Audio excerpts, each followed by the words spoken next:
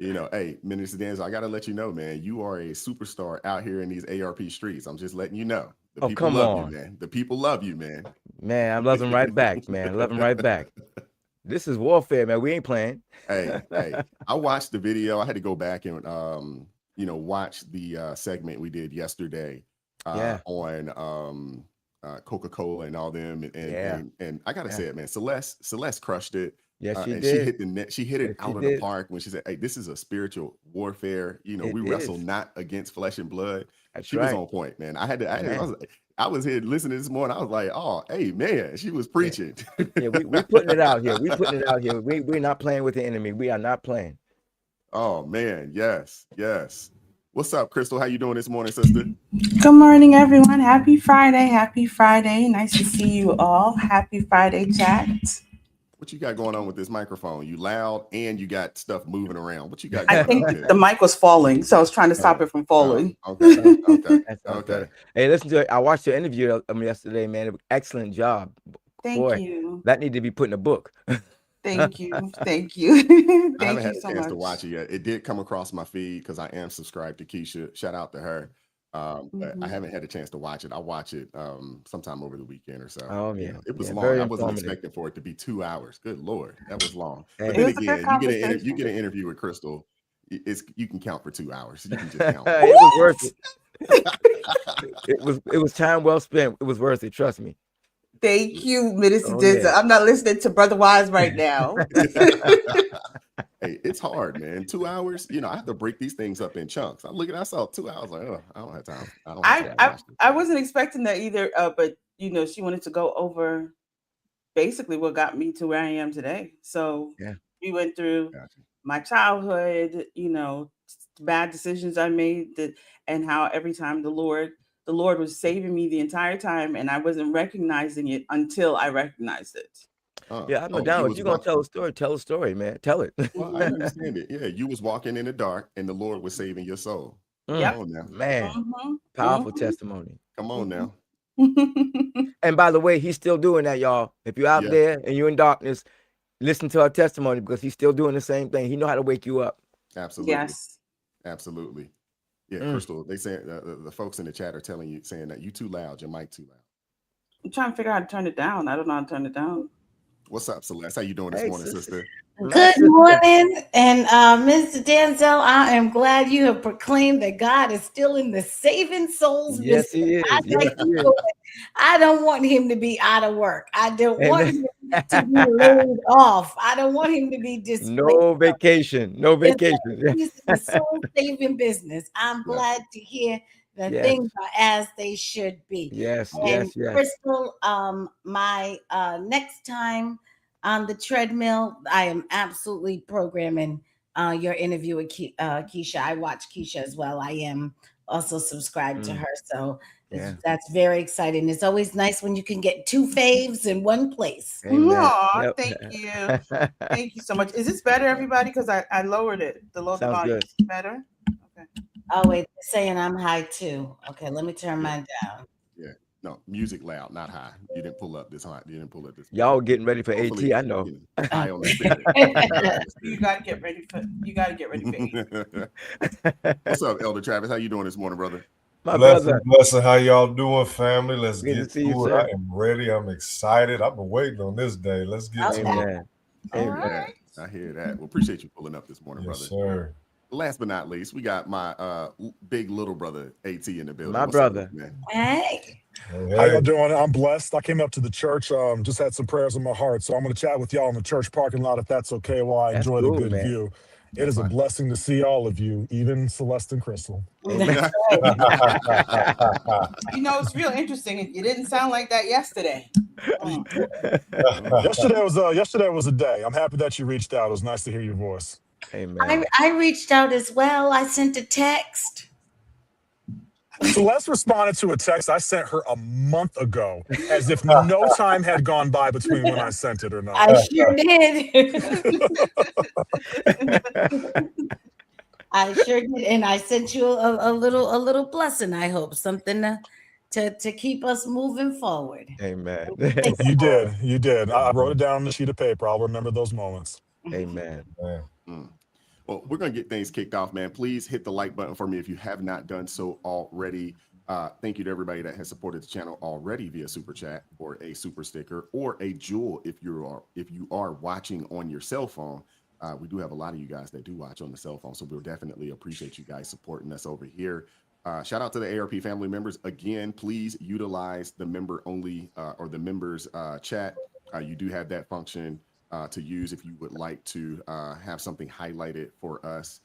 Please use that. Also, be on the lookout for Ask Me Anything. I'm sure Celeste has something great for us today, as well as Gutter Bunny of the Week. Come on. You still have time. Oh. You still have time to get out there and vote. You still have time, but it's looking like we have a winner already. But I won't spoil it just yet, but it's looking like it. And honestly, I wasn't surprised. I wasn't surprised when I checked the votes this morning. I was not surprised at all. But I want to start here. We got to start with the WNBA. And if we're talking about the WNBA on this show, it's obvious. It's obvious that it has absolutely nothing to do with basketball. And that's pretty obvious if we're talking about the WNBA over here. I don't know if you guys have had a chance to hear what the Washington Mystics are calling themselves these days, but something is off. Something's going on with liberal women in this country. We've talked about it all week long. There is something going on with liberal women in this country. Something demonic. And yeah, WNBA, I would say they're in the forefront, but they're really not, in the forefront. There's some other things that are out there in the forefront, but I want to play this clip for you guys. I want to get your thoughts. I'm going to start with Elder Travis, and then we'll get into the ladies. But this is pretty interesting. I'm definitely looking forward to hearing, from Elder Travis and AT, but we'll go Elder Travis, and then Crystal and Celeste will get you in there. I'm doing the same thing, AT. I got my head to the side. I feel like I'm about to be set up for something. But, I don't trust Brother Wise anymore because I used to get traumatized by someone with some colorful pants every time he would start off a soliloquy like that. Yeah. We retired Pink Pants, and I said I was going to do it, and I've kept my word, man.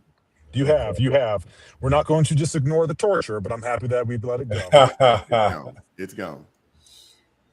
Have the two top youngest teams in the W. And how about those young hoes from Washington, as they like to be called?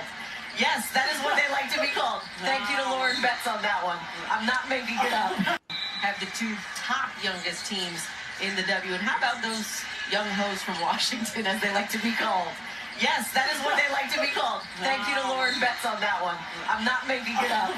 Does seem like you guys are do you feel like you guys have good vibes? You're all getting along, the chemistry is legit? Oh yeah, we're called the young hosts. The young I'm sorry, the young what? young hosts. The young hosts. We're the Can you spell that? Young HOS. We are the young hosts, and because we are the youngest team in the W, it is great vibes. We genuinely do have really good chemistry, and it's always a good time with the girls, as you can kind of tell. But yeah, I love them all. They're great. Wow, dare I ask why? What happened to Young and Turnt? We went from Young and Turnt to Young Hoes. What's going on in DC? Young and Turnt was not enough for us, so we switched. Take it another place. Take it another place. Exactly. You are on a team called dubbed the Young Hoes. I want to ask, what are the qualifications in becoming a young hoe, and are you interested in an old hoe? Because I had a really good sophomore year. WNBA thought of the day. The Washington Mystics. The young hoes got it. They got it. Just when you thought you had heard and seen everything in the WNBA, not so fast. Last night on USA Network, Megan McPeak and Hall of Famer Tamika Catchings were calling the Seattle Storm Toronto Tempo game. The conversation turned to the Washington Mystics, their very young roster, and the nickname those players have apparently chosen for themselves. And then this happened. Here's a warning. Some may find a word in this clip offensive. Roll it, Dominic. In the W. And how about those young hoes from Washington, as they like to be called? Yes, that is what they like to be called. Thank you to Lauren Betts on that one. I'm not making it up. Yes, you heard that correctly. Aren't you glad I gave you a warning? The young hoes from Washington, as they like to be called. And believe me, that last part, as they like to be called, was doing a lot of heavy lifting. Now, Megan McPeak did not make up the nickname. The Mystics have the youngest roster in the league. The younger players initially called themselves Young and Turnt, but according to Aaliyah Edwards, they decided to take it to another level. That's a level, all right. So now they call themselves the Young Hoes. Apparently, there are old hoes too. I didn't realize the Washington Mystics had an entire organizational depth chart for this, but apparently they do. The players have embraced it. Fans use it. It's all over social media. That's fine. What you call yourselves inside your locker room is your business. But this wasn't inside the locker room. This was a national television broadcast. And I'm sorry, something has to go off in your head as an announcer before you say that on the air, right? A little alarm, a flashing light, maybe a producer in your ear saying, Megan, don't even think about it.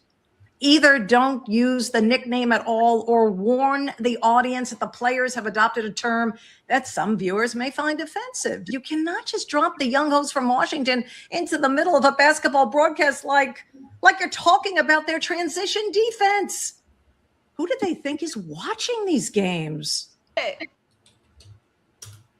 the WNBA is not for children. It's not for children. This is not a league for children. The fact that this squad has decided to call themselves the Young Hoes. I'm not gonna lie to you. When I was doing research and trying to figure out things to discuss on the show, when I saw that, I fell out laughing. I'm like, is this where we are now in 2026? That you have women calling themselves Young Hoes? Is this where we are in 2026? Like, where are the Boondocks at? Can we get Aaron Magruder to come back? This sounds like a Boondocks episode, man. Yeah. Elder Travis, go for it. It's first off, it's disheartening to hear them call themselves that. We already deal with a lot of sticklers when it comes to, regardless of your race, you deal with some type of stickler, whether you're young or old. Specifically for women, I just had a meeting yesterday about women and how we need to empower them and how they need to be able to, to have a voice, have a safe space for them to speak, men and women. But we specifically was talking about that. This right here would have took them back 100 years. We're talking about a professional sport. At one point, they were complaining about the fact that they weren't getting paid enough. They weren't getting paid like NBA players. Well, one thing they don't know, and I was speaking about this in the meeting, that they teach us is PR. You have to learn how to be politically correct. Now I get it. This is your profession. I know you want to be real, but if you want some real money, you got to be able to talk a certain way. You want a certain audience. You are corporate now. You're not on the backyard. You're not at the rec center. You are corporate right now. And they want NBA dollars, but the NBA, what people don't understand, their ESPN is Disney, which means children are watching, which means the children watching, we got to carry ourselves a certain way. I was already against the whole, I'm going to be honest, the whole lesbian movement. Like, if you got to be a female basketball player, people would ask me, do females have to act that way? They don't. That's what they choose to do. They feel like they got to be like men in order to play basketball. You can be cute and play basketball. It's okay. It's really okay to have your nails. You could be very cute out there. Even the one that spoke, I heard all the estrogen in her voice. And for me, I'm just like, why would you label yourself this way? So if another man came up and called you a young hoe, don't look at him and say, don't talk to me like that. You labeled yourself. You put yourself in this situation. Hence why, I'm going to be honest, I don't let my daughter watch those games. We're not watching women's basketball. She can watch boys basketball and things of that nature. We watch that if she wants to. But in terms of female basketball, my daughter has not seen a game because I don't know what you about to put up there. They might have Pride Night today. I don't want my daughter to see that. And if you're trying to broadcast this to a corporate entity, why do you want more money when you're trying to brainwash kids? Now you got somebody's young daughter who don't know what this actually means, calling themselves a young hoe. It's very disheartening. I hate seeing it. It's disrespectful to the fabric of your being, especially when women out here trying to fight for their rights, fight for their voices, trying to fight for who they are, and walk in a way that is respectful to them, trying to gain and earn respect. But yet you out here as a professional athlete on national television, not only them, but the broadcaster. It's not just them, it's the broadcaster. You got the people who are putting the information out. Now they're broadcasting to the world. Yeah, they are the young hoes. What? What are we doing? What is happening? You're setting the sport back. You're setting women back. And granted, it's not. And what hurts is because it's not every woman. It's not every woman. Every woman does not agree with this, but this is the narrative that'll get pushed because the media is now pushing it. And because the media is now pushing it, now you got everybody calling. They're trying to desensitize us to the you a hoe. No, you're not a hoe. My daughter's not a whore. But you're desensitizing us to the language of how we speak on these things. Oh, you a young hoe. No. It's very disheartening for them to discredit themselves like that. And, I don't want to hear no cry wolf when this young man, this NBA player or somebody over there be like, come here, hoe. You called yourself a hoe. So you can't get mad at him for calling you what you called yourself. I would agree with you, Elder Travis. The crazy thing is they said that they're using it at the stadium and the fans are calling them young hoes. See what I mean? At the games. With kids there. With children there. That's why I said this league is not for kids. They've actually proven that this year. I don't know if you guys saw it. We didn't cover it on the show, but there's been a lot of people that have covered it. There were some young girls out in Seattle holding up a sign saying something around, women or something along those lines, X, Y, or whatever. And you had an older WNBA owner. She's a part owner of the team, and she went and cussed those kids out. Yeah. And when I say cuss, I'm talking about she dropped the F-bomb on them. Got in their face, yelled and screamed at these young girls. They couldn't have been more than, I think they were 14, 15 years old, something along those lines at a game. This actually shows you the double standards when it comes to professional sports. From men to women. An NBA player, an NBA owner would not be able to do that to a young person at an NBA game. Career over. It would be national news, and they would be forced to sell that team. They just suspended the lady. The lady was suspended, and that was it. They would have been forced to sell the team. The double standard, the hypocrisy that we're seeing right now this year in the WNBA, in the way sports is being covered, the coverage is different when they cover the men and they hold men to a higher standard. And I'm okay with that. I'm okay with holding men to a higher standard, especially men that are professionals. But you can't come out here and advocate last year and years before with T-shirts on "Pay us what you owe us," and then y'all don't step up to the plate. You can't want equality and don't do the same thing. You want to be equal, but you don't want the same responsibility as the men. We can't. It can't go that way. We can't do that. That's why you can't get that money. You're absolutely right. You're absolutely right. Crystal, we'll give you the next word. I don't know why y'all so shocked. I'm very perplexed why y'all are so shocked. Because this is like a Tuesday. I don't understand. Yes. Because they're singing "Spend That." They're calling for all my hoes, all my scammer hoes. Like, this is everyday language. This is not something new. So I'm very surprised at Elder Travis and Brother Wise being so shocked, because this is what they're doing. Listen, women and that Jezebel spirit, these liberal women and that Jezebel spirit are so delusional. They don't know if they're coming or they're going. I realized a long time ago how crazy these women are. When they started saying, and I'm talking about just women, and these liberal women in general, you know what? I'm taking back the power of my body and the power. So that means I'm going to give away my body for free. So you took back the power to give it away for free. That makes sense. That's brilliance right there. That's how they work. So again, the word said it. Isaiah 5:20. Y'all always hear me say it. Woe to those who call evil good and good evil, dark for light and light for dark, bitter for sweet and sweet for bitter. This is what we're seeing. So I think I've gotten past being shocked. But I don't understand why they're called the young hoes. They should be called the young butch. I'm sorry. Just saying. I don't understand why they just call themselves what they are, because she had a lot of bass in her voice. She had more bass than a bunch of the men that I know. So I don't even understand why they call them their team that. They should be calling themselves something else. But that's neither here nor there. The thing is, when you look at, and if some of y'all caught my back to school video, and we discussed it here, this is not even surprising language for little kids. Let's remember the first grader who flipped her middle finger at the camera on her first day of school and saying, what do you say to them? Don't F with me. This is not surprising language for these little, and the sad thing is that these little girls are going to grow up to be the mamas that you see. Because the mamas are training up. The word says, train up a child in the way that they should go, and when they're older, they will not depart. So these girls are going to grow up and be their mamas. But the thing is, these mamas don't know what they're signing up for, because right now they think they got their best friend. But when push comes to shove and these girls get grown, please believe, now you're going to have exactly what we had here in Atlanta, where the mother and the daughter is in the parking lot, and the daughter stabs the mother God knows how many times over a disagreement. Because now, and that's just women on a whole, a lot of times mothers and daughters are catty against each other. Praise God, I never had to deal with that with my mother.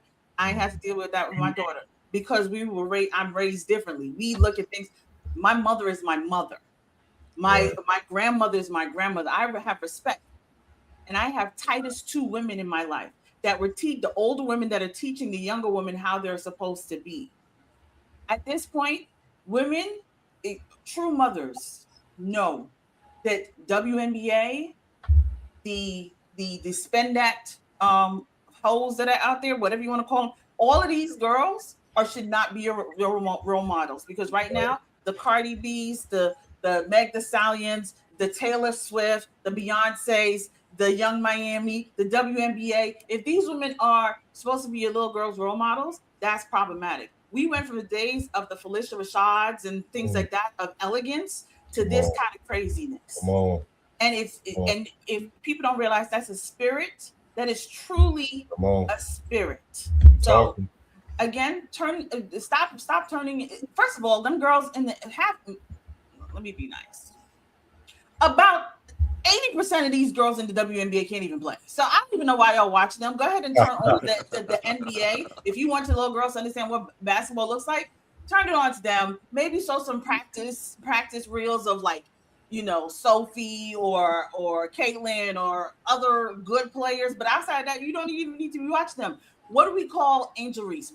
The brick house, and not because of the way she's built. Okay? She's the queen of the brick. So let's go ahead and stop watching them. In fact, stop supporting them. Elder Travis is right. As a tennis player, listen, I was super cute. Hair done, makeup done, nails done, and I was on the court. Everything did. I was always on point. Whenever I came out on that tennis court, it didn't matter if I was going to sweat. I was going to be sweating and cute.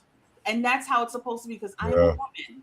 And if y'all don't understand that, I don't know. And they lucky, because back in the day, pre-Jesus Crystal, you miss and call me a hoe, you getting punched in your throat. Right. Celeste, I want to get you in on this conversation. I think the reason why that us as the men were shocked by this, and what really, I guess, has me shocked, is the fact that the media isn't covering this the way they should cover it, especially when you think about what they cover in reference to men. I was going to play a clip, and it got bumped because I wanted to play the clip for the next segment that Crystal sent me in reference to principle. But last week we talked about Stephen A. Smith, and we're getting the 2 thumbs down for critiquing Black women, mainly Jasmine Crockett and Kamala Harris, and he's had some disparaging things to say, about Ketanji Brown Jackson. And he got 2 thumbs down for critiquing their behavior, their vernacular, so forth and so on. And it just makes me wonder, are they afraid to critique? Because the league, honestly, is 70% Black women. Are they afraid to critique the league because you can't critique Black women? Is that a thing? Is that the reason why the media won't go as hard on them as they would if this was men. I mean, I showed y'all the video. They were in the locker room twerking, throwing money over each other. Right. Where have you seen this in a professional sports league? Right. It's just the standards are go ahead, Celeste. I'm sorry. Well, I'll start here. How the Overton window has shifted. Now let's all go back for just a moment in the Wayback Machine and remember a man named Don Imus. If you remember, Don Imus caught all of the heck on earth when he called the Rutgers women's basketball team nappy-headed hoes. It was so bad that they had to get the late Jesse Jackson and Al Sharpton to go up into the radio station to negotiate a peace on behalf of liberal America and on behalf liberal America, of course, as the spokesperson, as usual, on behalf of the Black community. And how dare he have said all that? Now we can look at nearly the same scenario, and it is not only being endorsed by the players and their coaches and the team, it is being branded to the fans. That is what is happening. The reason this is coming out and the fans are being desensitized and asked to accept this is because they want to create this as their brand. Now, I'm only going to tell you what Maya Angelou told me, which is when a person tells you who they are, believe them. Yeah. So I am perfectly comfortable with this group of women calling themselves hoes or whatever else they want to call themselves, and I believe them to be exactly who they say they are. I'm not going to fight them on that. I'm not going to petition them on that. I'm not doing it the same way nobody can fight me or petition me when I say I am striving to be a child of God. So you can't fight or petition me. That's who I am. Let them women be who they are. But as a society, this is what happens when you let women run amok and unchecked. Anything that not self-correct if there is nothing for which it bumps up against. We know the laws of motion and physics say an object in motion will remain in motion. Not only remain, but it will actually go faster, farther. So the longer it remains unopposed by an equal and opposite force, the faster and the farther it gets. So when you will see these types of aberrations appear in the society and they are unchecked and they butt up against no opposition, what you are guaranteeing is not only more of it, but more of it in greater intensity. So this is why, as Wise was saying, they feel like they cannot correct these women because they're Black women. I think in general, everybody has some trepidation about correcting Black women because at least publicly, Black women have shown themselves to not be very good when correction time comes. That's number one. But I don't believe that's really the reason, because I don't believe that the NBA is a league, and I don't believe that the Mystics are actually a basketball team. The same way I don't believe Disney is a media company that makes movies and television shows, because all of these people put out a product that loses money, and they consistently put out a product that loses money. The same way the WNBA is a product that consistently loses money. And so you have to ask yourself, why are people constantly investing in a losing horse, in a product that loses money? What then could they be getting out of that product? What I think that the WNBA is, I think that it is a money laundering operation for a message.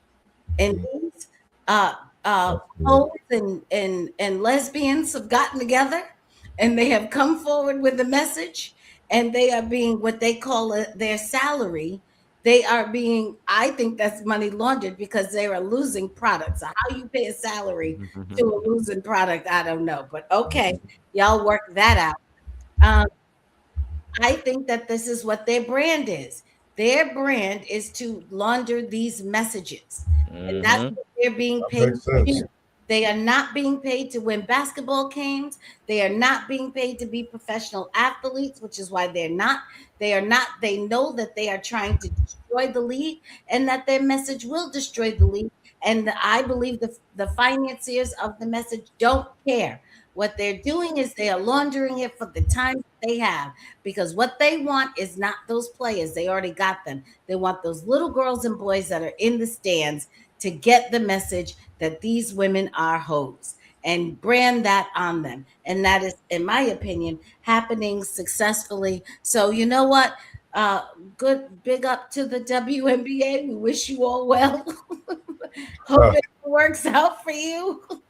Y'all can have that. I don't want it. I'm not a part of it. I think where there's not going to be any difficulty. I don't think women should be afraid. Oh, this is happening in the WNBA, and they're gonna. I have this fear that this is going to be branded on all women. No, no, no, no, no, no. That has never happened in life. If you are, you will always be a woman of distinction. If you have an ounce of class and a little bit of sense about yourself, you do not have to worry about what other people are doing. That should never be an issue for you. If you are carrying yourself in the way that makes you proud and makes your parents proud, you don't have to worry about that because somebody over there is doing something undesirable. That's not on you. You shouldn't take that on. The only reason people take that on is if you feel like there is a little bit of you in that. If you know that's not you, you don't worry about all that. So we don't need to worry about that. We need to understand that these are puppets who are there to launder a message, pretending to play basketball while doing so. Minister Danzo, I'm gonna give you the next word on this. Oh man, listen. First of all, is that how Al Sharpton got that TV show? It very well may have been.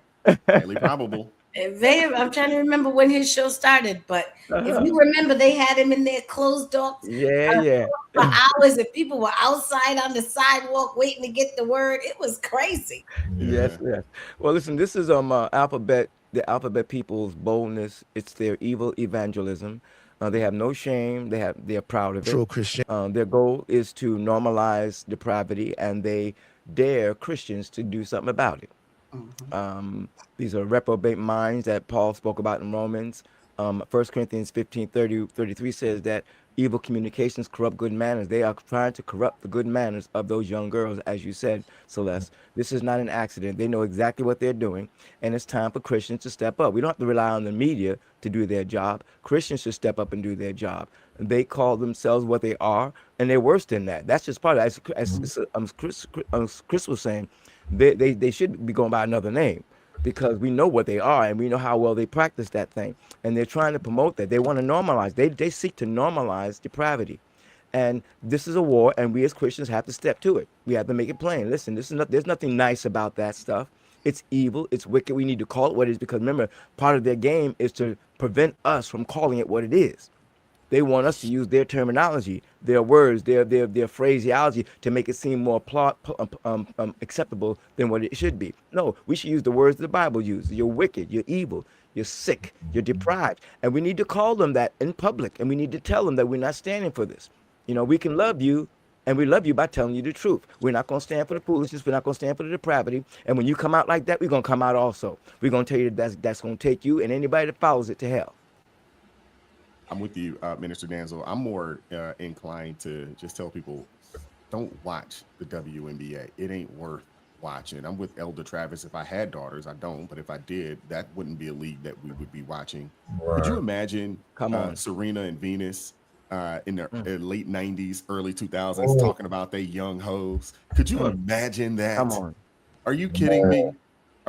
Could you imagine any of those young ladies, Simone Biles and Gabby and all them young ladies, you know, from the U.S. Olympic gymnastics team calling themselves young hoes? Could you imagine that? But Wise, can you imagine Venus and Serena's father Right. Sitting there That part. allowing that. to part. happen. No Richard way. wouldn't have done that. No way. They Absolutely beat them on the not. court with their tennis racket. What? Like, oh no, we're not doing that. Go ahead, AT. We'll give you the last word on this. We'll keep it moving. You know, I'm kind of with Crystal. I think the part that saddened me the most about that was that I was not the least bit surprised by what I heard. Maybe 20 minutes ago, for the first time in my life, I learned that the Washington Mystics was even a thing that existed, let alone a team. And that was not a really strong first impression. It saddens my heart because, to your point, Liz, and to what you were talking about, Pastor Taylor, I wonder what their parents think. I can't help wonder. The parents of these players, seeing one dropping it down, the money and all that stuff, I wonder what's going through their mind. If they're even a decent parent in the first place, has to be a question we ask as well. But no, if I had a daughter, you would never, ever, a day in your life, because that's not a role model I want you to aspire to. I don't want that to be the example of what you strive towards. And that's something that every single parent should be asking themselves, not as my child right now, but if this is the person they grow up to be, and my couple with them behaving and acting and live just like this person does. And I see a lot of people asking that question. You know, Crystal has a close friend that lives near her in the Atlanta area. And the reason this doesn't surprise me is that friend of hers. AT, your microphone is cracking and you sound like a robot right now. Yeah. I'll land on this note and slide back to the house, and hopefully it'll be a little bit better. There's a lot of individuals who are very pro, for lack of a better expression. It's a shirt that I saw, all of us here, I saw this at some point in time. It's pro-black, pro-Islam, pro-ho. It's the exact same to them when it comes to imports. And they're not just normalizing this, they're now advocating for this. We've seen this be a pattern that repeats itself. What comes to my mind, I can hear it cracking too, I apologize. What comes to my mind is birthing pains. I keep hearing that in my mind over and over again. These are birthing pains. For the times that Crystal talked about, we are in those times. And so we're going to see more and more of this. We're seeing more normalization of sexual promiscuity being on display and being encouraged to young individuals. We're going to see more young individuals coming up and behaving in ways that we know in the wrong parts of the nation. You don't walk away from that experience. And what we do in these moments is that. AT out in the sticks. We'll pull him down. For us. Yeah, he out there in the middle of nowhere. All righty, we'll read some. Keep on like that. Say, is he on dial up? Lord have mercy, y'all don't cut anybody any slack.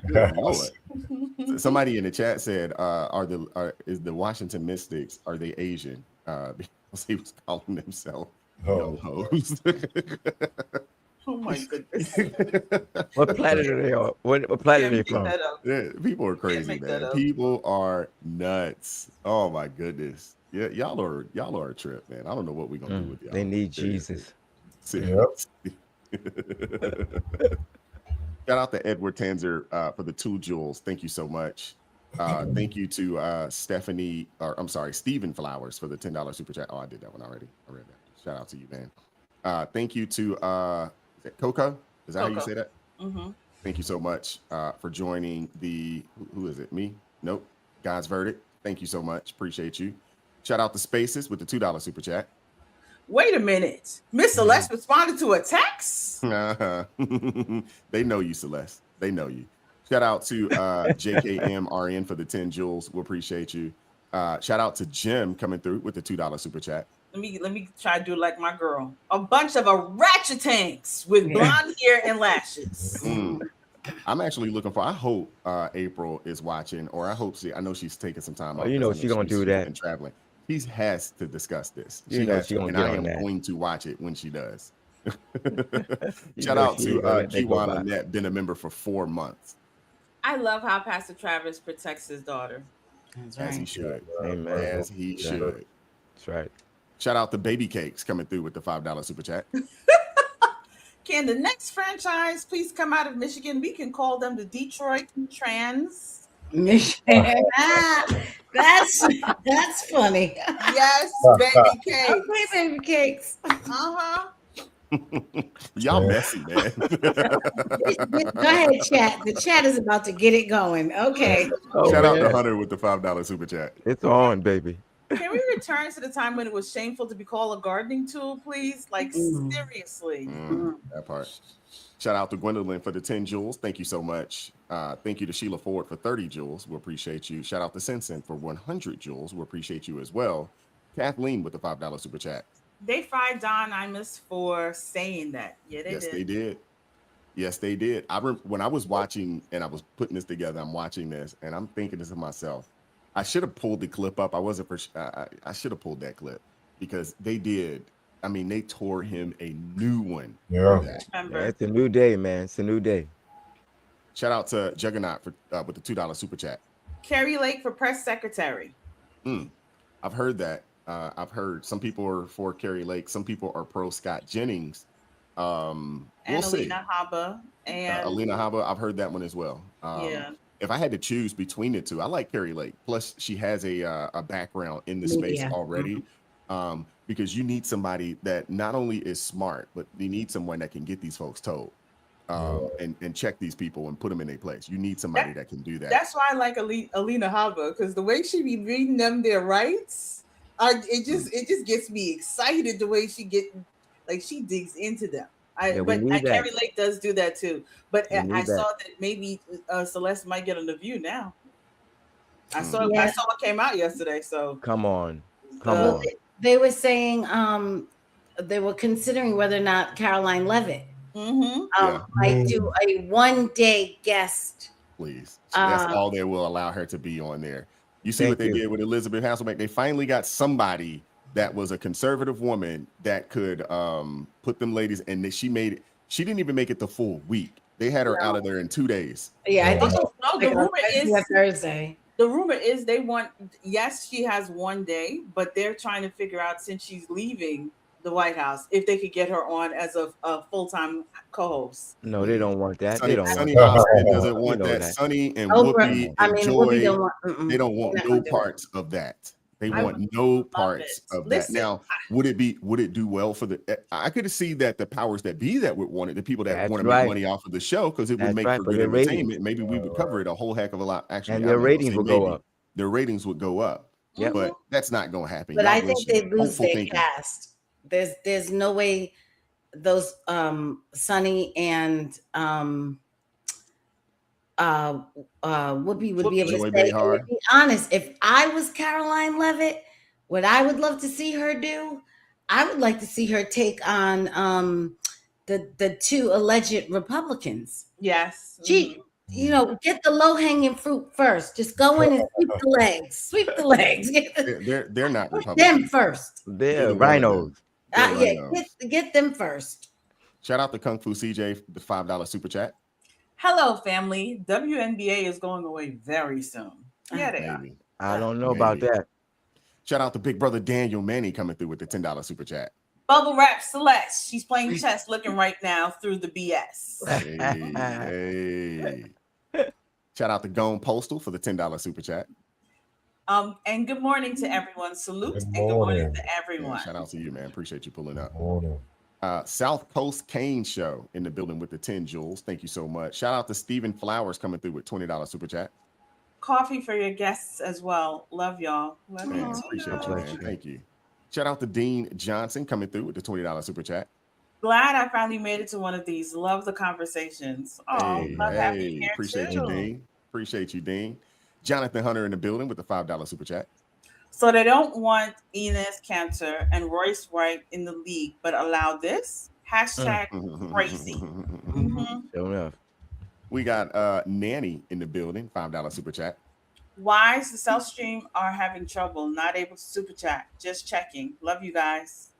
Interesting. That's interesting. Shout out to 2020 Vision for the $5 super chat. Oh, my name is AT and resistance is futile.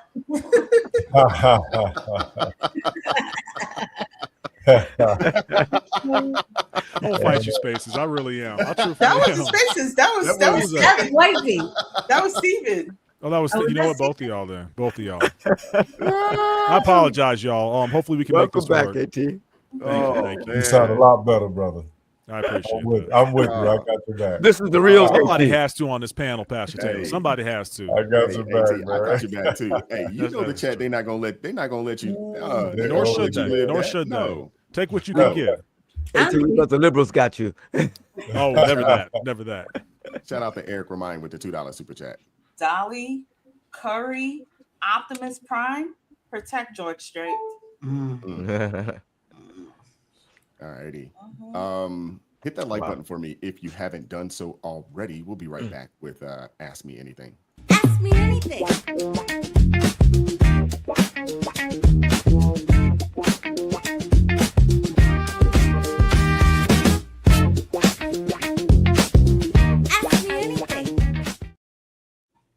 Hi, and welcome back to Ask Me Anything. This week's Ask Me Anything was inspired by an Oprah podcast I watched several months ago about people who had cut off contact with family members, a phenomenon colloquially known as going no contact. At the time I watched the show, thought the people were crazy and dismissed the whole thing. Earlier this week, I came across another podcast titled The Reason 1 in 3 Americans Are Cutting Off Their Family. The claim caught my attention. The podcast reported that 38% of Americans are estranged from at least one family member. Flabbergasted, I did some digging. While some studies use the term no contact and others use estrangement, the findings point to the same conclusion.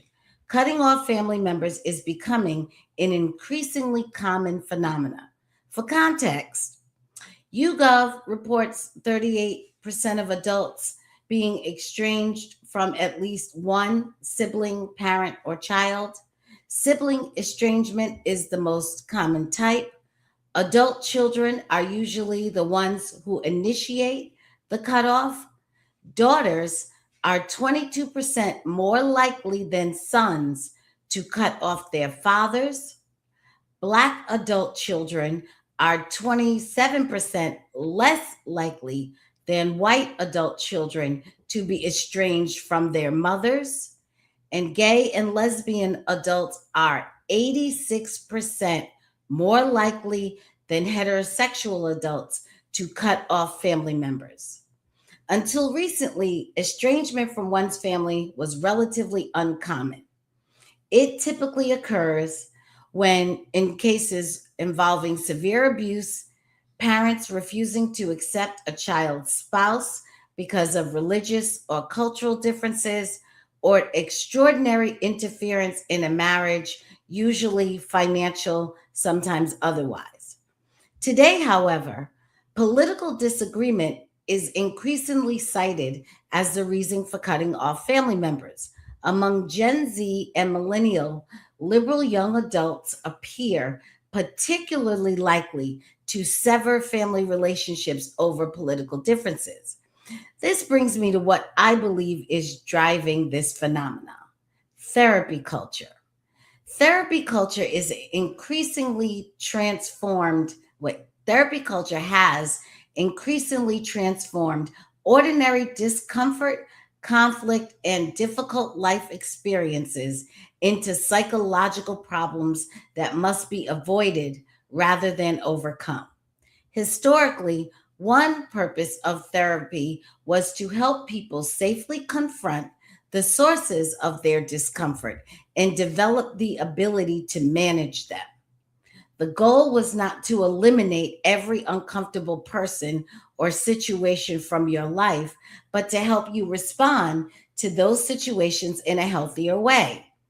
Today, when people experience discomfort, they are often encouraged to establish boundaries. And when those boundaries fail to make them feel better, the next recommendation can be to cut off the person causing the discomfort. There is certainly a time and a place for boundaries. There are rare circumstances in which ending contact is necessary, but turning estrangement into the default response to disagreement, disappointment, or discomfort comes with a cost for the individual and for the society. My concern is that liberalism, particularly as expressed through modern therapy culture, increasingly offers people a way to avoid the normal discomforts and disappointments of life, rather than teaching them how to confront and overcome them. You cannot sanitize your life of every person who disagrees with you, disappoints you, or makes you uncomfortable without also depriving yourself of opportunities to grow, develop resilience, practice forgiveness, and learn how to live with people who are different from you. We are creating a generation of people who are not emotionally healthy, or simply a generation that has become less capable of tolerating disagreement, disappointment, and discomfort. Sadly, I think we are. This has been this week's Ask Me Anything. Contact me with your question or comment at askmeanything4547@gmail.com, and I'll see you next week. Ask me anything.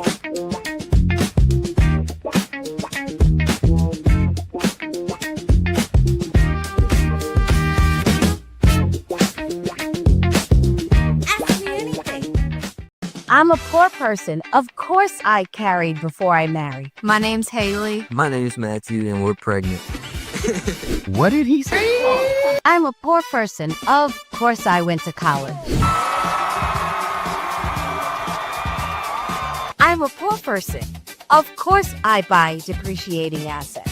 1, 2, 3, 4, 5, 6, 7, 8. I'm a poor person. Of course I'm getting divorced. I'm officially I'm a poor person. Of course I don't raise my kids in the home with their father. You are not. I'm a poor person. Of course I don't restrain myself sexually. Duh. And he'd be like, damn, I wish I had some head. I'd be like, yo, bro, I got you. I'm a poor person. Of course I won't read The Ass Backwards Way to Move Forward.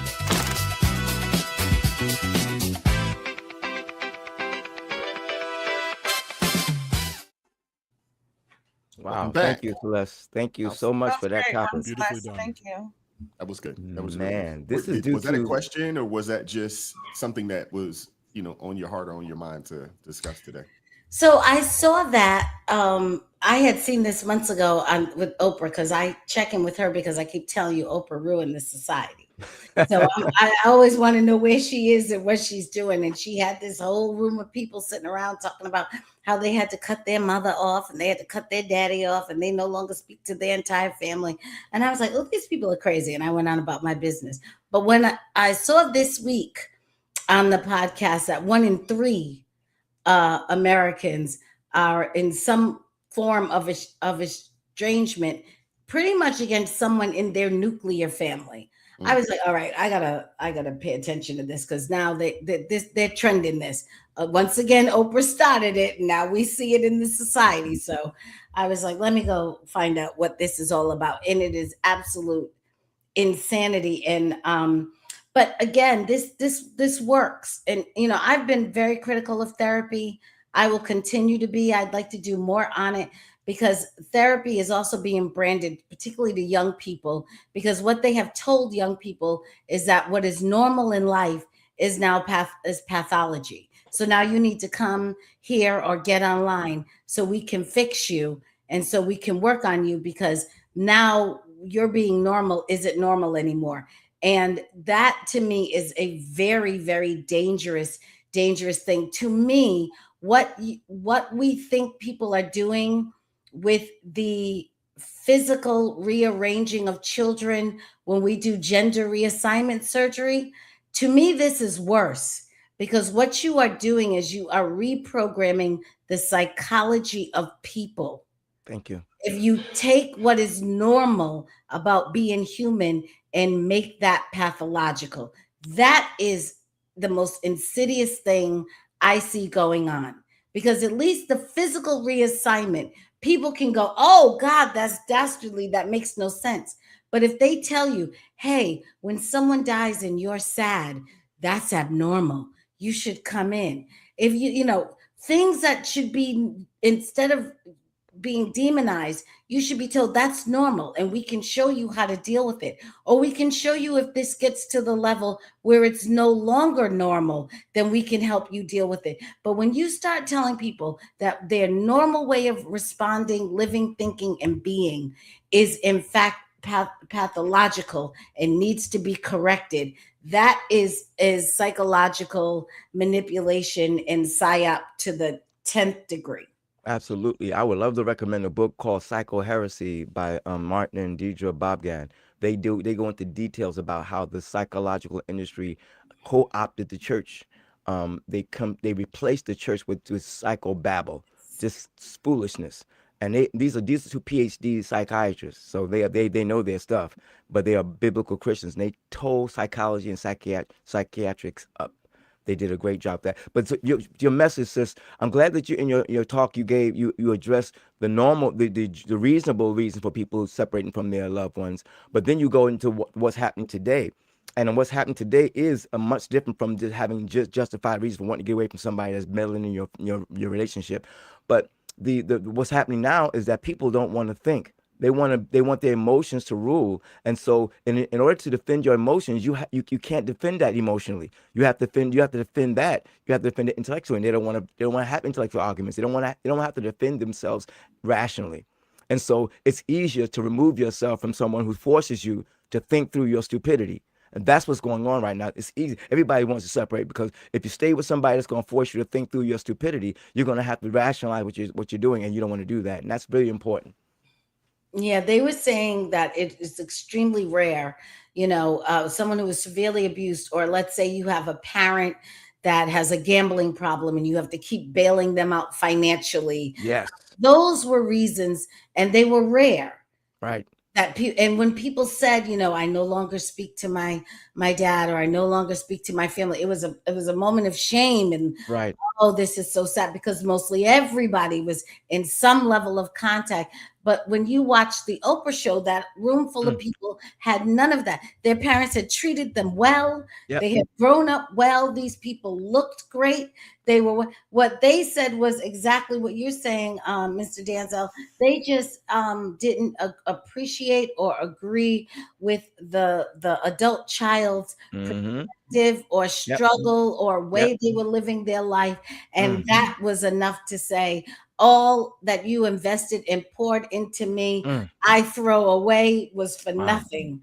And I thought, oh, how ungrateful these. Amen. And I turned away thinking, oh, this is just ridiculous. But no, it's more than that. That's right. But I think a lot of the people that are in psychology and psychiatry nowadays, or even a few years ago, a lot of them are immature in mind. Their brain is stunted. So they're telling you stuff and they're not even mature enough to be able to have those conversations. Interesting. I was talking to my mom yesterday, and we were talking about gray hair. And she said, back in the day, gray hair was a sign of wisdom and respected. She was like, but there are grown women who, they're grown men and women with gray hair, and they're immature, exactly, stupid on steroids. And I had to tell her that one day that when we were here and we were talking about that Young Miami song, and remember that lady who was a whole grandmother up here saying it's just a song, and I was like, you too old for that. You too old. You ain't supposed to be talking like that. You had Lisa Ray out here who is also grandma age, was out there dancing to it. So I think you have a lot of people who are just suffering from arrested development. Their growth, maturity, from a mental standpoint, stopped around 16, 17 years old, and they're still all liberals are. Oh, come on. All liberals, and particularly liberal women, that's why they're so unhappy again, because a development happens. We use the phrase iron sharpens iron. There has to be opposition in your life for you to do well. The Bible talks about suffering as long patience. It's the ability to sit through something uncomfortable and have the faith that you will be okay, even if the circumstances don't change. We never make anybody do anything uncomfortable long enough to grow anything from it. All we do is run around and try to remove discomfort from people, and they cannot grow. That is why they're all stunted. Good I want point. to add to Read that that. because you look at what's going on now with the WNBA. I know you get a chance to actually add this part up there. The other problem with the liberal mentality is that they don't believe in an objective truth, and so all we're That's right. seeing is all their cute little ideas of you can be whatever you want to be, and the ideas that a woman can do whatever she wants to do with no consequence is just coming to a head. We have those two gentlemen who are saying, "Fine, I want to be a woman now too," and now they're forced to face the ridiculousness of their ideology, and we see that they're panicking with that. Well, now we have young girls saying, "Nope, I want to be a hoe. I want to go be proud of being a hoe. I want to let everyone know we call ourselves this." And so now we get a chance to once again see the liberal thought process disintegrate on itself, because I really don't want to hear somebody get upset the next time someone says, just in general, that a woman is a hoe. Because even if you're not in Washington, even if you're not watching the WNBA, I don't see women who are upset about this having an outcry. I don't see them writing the WNBA, going to their congressmen, protesting at the games, going on social media, gaining a following, making a movement. I see apathy. I see shrugging our shoulders. Well, they're not talking about me. Y'all remember that back in the 90s, right? The same girls at the club dropping it real hot, and they say, well, no, don't worry. In the song, he's not talking about me, so I can enjoy it. It's the exact same mentality that we're going to see, and then we just get to sit back and watch it eat itself and eat itself and eat itself, and we're going to continue seeing things like this because these poor young girls, they had a future. They certainly did. It's not in the WNBA probably, but they had an opportunity to really make something of themselves and to actually do something. And now, for all of the internet, by the way, for all of time that the internet's out there, if they wind up having children, they'll always know that mama was a proud hoe, and she wants the entire world to know. Y'all heard AT? I just want y'all to understand. I gave my disclaimer. I may be living with Jesus, but pre-Jesus, Crystal still exists. Do not mistake and call me no hoe. I'm telling you that right now. You get punched in the Make that throat. mistake. I ain't the one. I ain't the one or the two. Don't do Order it. 3, order Punch in 4. the throat. That I love part. how Krista came up here and had the audacity to there's a- say, my daughter would never say that to me. She was fearing for her life constantly. Of course she would never say that to you. Of course not. My daughter already knows. There's a lady that I know. Her name is Pauline Washington. She has a generation of daughters that just, women of God. And one of the things that I watch her and I see her and I tell her, her makeup of how she lives and how she moves. Now, granted, nobody's perfect. We do what we do. We are who we are. But she has a trickling of every child all the way down to her grandchildren that regardless of what their makeup is and how they move, the way that she, put God first and how she lived, it trickles down to all of the children. So like Celeste said, that conditioning of redoing, because we're in the AI age. I can't figure it out. Throw it in AI, and we make AI think for us. And so the children are caught up in that. When we be creating, programs, the number one thing they say, it's a shame that they have to say it. We're going to check to see if you had AI do it. Because AI has a certain language that does not have the human thing. And so they have to check for that because everybody wants something quick to get it done early, to get it done fast. And that's the sad part about it, the conditioning of the mind to where we don't want to think. Remember what Adam said when God walked through that garden? Where are you? He said, woman you gave me. I ain't asked you that. We lack accountability. We don't want accountability. We move past it. It's insane. God No, bless you're right. Let me read some super chats. Shout out to Big Brother Daniel Manning with the $10 super chat. AT, that was a good one. This man didn't even show up this morning to the evaluation so we could all study together, but he got some nerve. That's okay, Daniel. I got you. I appreciate that. Thank you. It's too early for him. Shout out to Stephen Flowers with the $10 super chat. Politics got toxic during Obama. Before Obama, we could agree to disagree. After Obama, politics became toxic and friends stopped being friends over politics. Pathetic. Lock him up too. Yeah, lock him up. Shout out to Lynette Martin with the 10 jewels. Well, thank you, Lynette. Thank you so much. Shout out to Callie, the cupcake queen. Okay, $10 super chat. Celeste asked me anything is interesting. My mom cut me off, including her 4 young grandchildren, 3 separate times because I wasn't a Kamala Harris supporter. Well, that's the day we live in nowadays. You ain't even going. That's the day we live in nowadays. Right? I'm sorry about that. I'm sorry to hear that. I'm glad because I think everybody in my family, at least as far as my immediate, not my immediate family, but my parents and my sister, my brother, they all were Kamala Harris fans. I was the only one that was like, heck no. And I remember my little brother was like, you're not supporting the black woman. I'm like, bruh, she not Come black. Come But on, man. even if she Even if she was, was, I'm thank like, you. even if she was, first off, I had to tell her, I was like, she not black. But I'm like, even if she was, Yeah, I'm not yeah. supporting this, and this. Right, Amen. right. And he just shut up. Brother He Watts, just- it went can't to defend the it. same thing. She brought out Megan Thee Stallion at her show. Yeah. Proudly too. Yeah. Come on, man. Yeah. No. What's wrong Someone with you, who Wise? proudly says that she is a 304. Proudly. So maybe that's a liberal thing. You know, maybe, that's a liberal thing. You know. Wow. Did you not hear the part where I said that they said they're taking back the power? That includes that. They took that word Take it all back back, as yeah. well. So they use it freely and claim it for themselves because people stop shaming. But I keep telling y'all need to make shaming great again. I'm about to start calling you I'm gonna call you a hoe, harlot, with Jezebel, what you want. Don't act like y'all wasn't dancing to daggone you don't know Nan. Trina was telling you, don't act like y'all wasn't out there dancing to you don't know Nan. Come on now. That's through Christ. I ain't gonna say I didn't, but again, somebody miss and call me the B or the whole word. You got punched in the throat. Hey, no, you ain't gonna act like y'all wasn't getting out there as soon as y'all heard that Cash Money taking over for the 99 2000s. My knees still hurt. My knees still hurt. And I hung with the best of them. But again, you miss and call me that we fighting. Y'all, they run to the dance floor. Run to the dance floor, Elder Quickly Travis. Come too. on As soon now. as they hear the beat, I'm they trying out not there. They have the drink in the hand too. Like every single time. Yeah.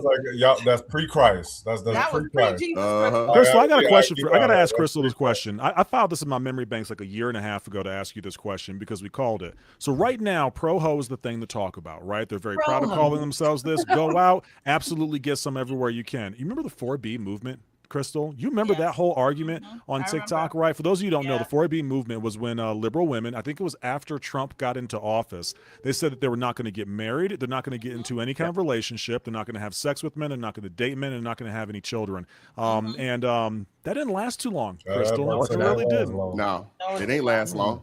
It can't last long. Well, it can't last long because what we understand is that that's a facade, AT. All of them out here acting like they're out here getting it on their own. It is a facade, man. It's not. Let me say this. Talk about it. My next week's Ask Me Anything is almost exactly on this. I was in my research on this therapy culture. I found some other studies, and I was like, "Ooh, I got to do something on that." I'm looking forward to that. You know who follows me now, and I follow right now. You remember my neck. My back. Oh yeah, Kaya. Yes. Yeah, I got it. You dancing to that song too? Go ahead, I'm listening. Yes, I did. Look at Celeste. She already. Can I tell you? Wait, Crystal, and I'm giving this back to you. I try hard when I accidentally to not stop my toes from tapping when I hear that Young Miami. That is a catchy tune. I don't care what you say. Sin is tempting. That's how they get you. Yes. That is how they get you. Yep. And I'm like, no. Catchy. I'm not gonna lie. When we talked about that song on the show a couple weeks ago, maybe it might have been a month or so ago. It's catchy as all get out. I can't stand it, but it kept running through my mind. It makes you want to say, where all my scamming? It makes you want to go there. That's why you can't listen to it. It said, the Bible said, resist the devil. Please. The devil. I don't turn it on, but if I go someplace and it's turn it on, it is hard to keep your foot I'm so happy I have no idea what you were like, talking about. Yeah, I haven't listened to it either. Yeah, don't listen to it. Don't listen to it, Elder Travis. Go ahead, Don't do it. I'm Crystal. telling you, it'll get stuck in your brain, man. It will get stuck in your brain. That is the trap. Amazing. It was her, and I think it's Jackie O. I can't remember which one. Both of them follow, but one of them, I can't remember. I think Jackie O now is a preacher or something That's like that, what right? I'm Didn't she saying. turn Jackie O into like is an now a evangelist or preacher. something along those lines? Yeah, so people again, listen, this pre-Jesus. Listen, I just saw a interview with Jackie O. I don't know, maybe a couple of weeks back, where she was talking about how she is ashamed of the music that she had put out back then, and she regrets doing it. She regrets putting that music out, and I'm sure we all have regrets of things that we were doing way back when. But she was just talking about the effect that she had on young women, and she was all, 'cause I think they were talking about because one of the city JT. girls, one of the city girls that came out and said that her idol was Jackie O. And she's like, she was just ashamed that she birthed the city girls, essentially. Exactly. Yeah, honey, and these women are taking over rap now. Yep. Yeah. If you really look at they all of this are women ratchetness is yes. They are, Celeste, because they want to corrupt the young, or they want to continue the corruption of the young women. That's right. But I will say this. I am thankful that rap music doesn't have the same type of sway it used to have. It's not high up on the charts anymore. They're not selling the music like that anymore. So I am glad that that is happening. I am glad that people are just saying, nah, I'm good. We're not listening to this. We're not buying it. We're not streaming it. I'm glad that it is happening. But have you noticed most of the women ain't got no daddies? But my point in this whole thing is, young. You could be young and dumb. Jackie O, me, a lot of us. You were young and dumb, but then you're supposed to grow and mature and get better, and wisdom is supposed to start flowing. So the things that you used to do yesterday, you're not supposed to be doing it today. But a lot of these, like you said, they're in arrested development. They're sitting here and they think that is why you saw those aunties and grandmas up on the Essence stage twerking, bent over, dressed up, and you're just like, arthritis and all. It's happening. You too old. Listen, I have no problem telling people you too old for that. For real. Hey, X is funny because they just showed an older lady doing exactly what you described, Crystal, and she couldn't get back up. Couldn't get up. Listen, got down. Listen, I'm like, X is the best. Now they know that the man did not recommend they did that. They just got them knees. You gotta wait 6 weeks. Before you no new knees. You can't be out there like that. Not at all. Yeah, it's crazy. That's crazy. Oh, help Jesus. We got a couple more supers. Shout out to Beverly White for the 10 jewels. Thank you so much. Shout out to Kiwan Lynette with the $5 super chat. It's rebellion. Celeste is so intelligent, and I love the way she articulates her point of view. Please do one-on-one interviews and or moderate political debates. Look at that. Go on, Celeste. God's Family Home Church, $10 super chat. I'll watch that.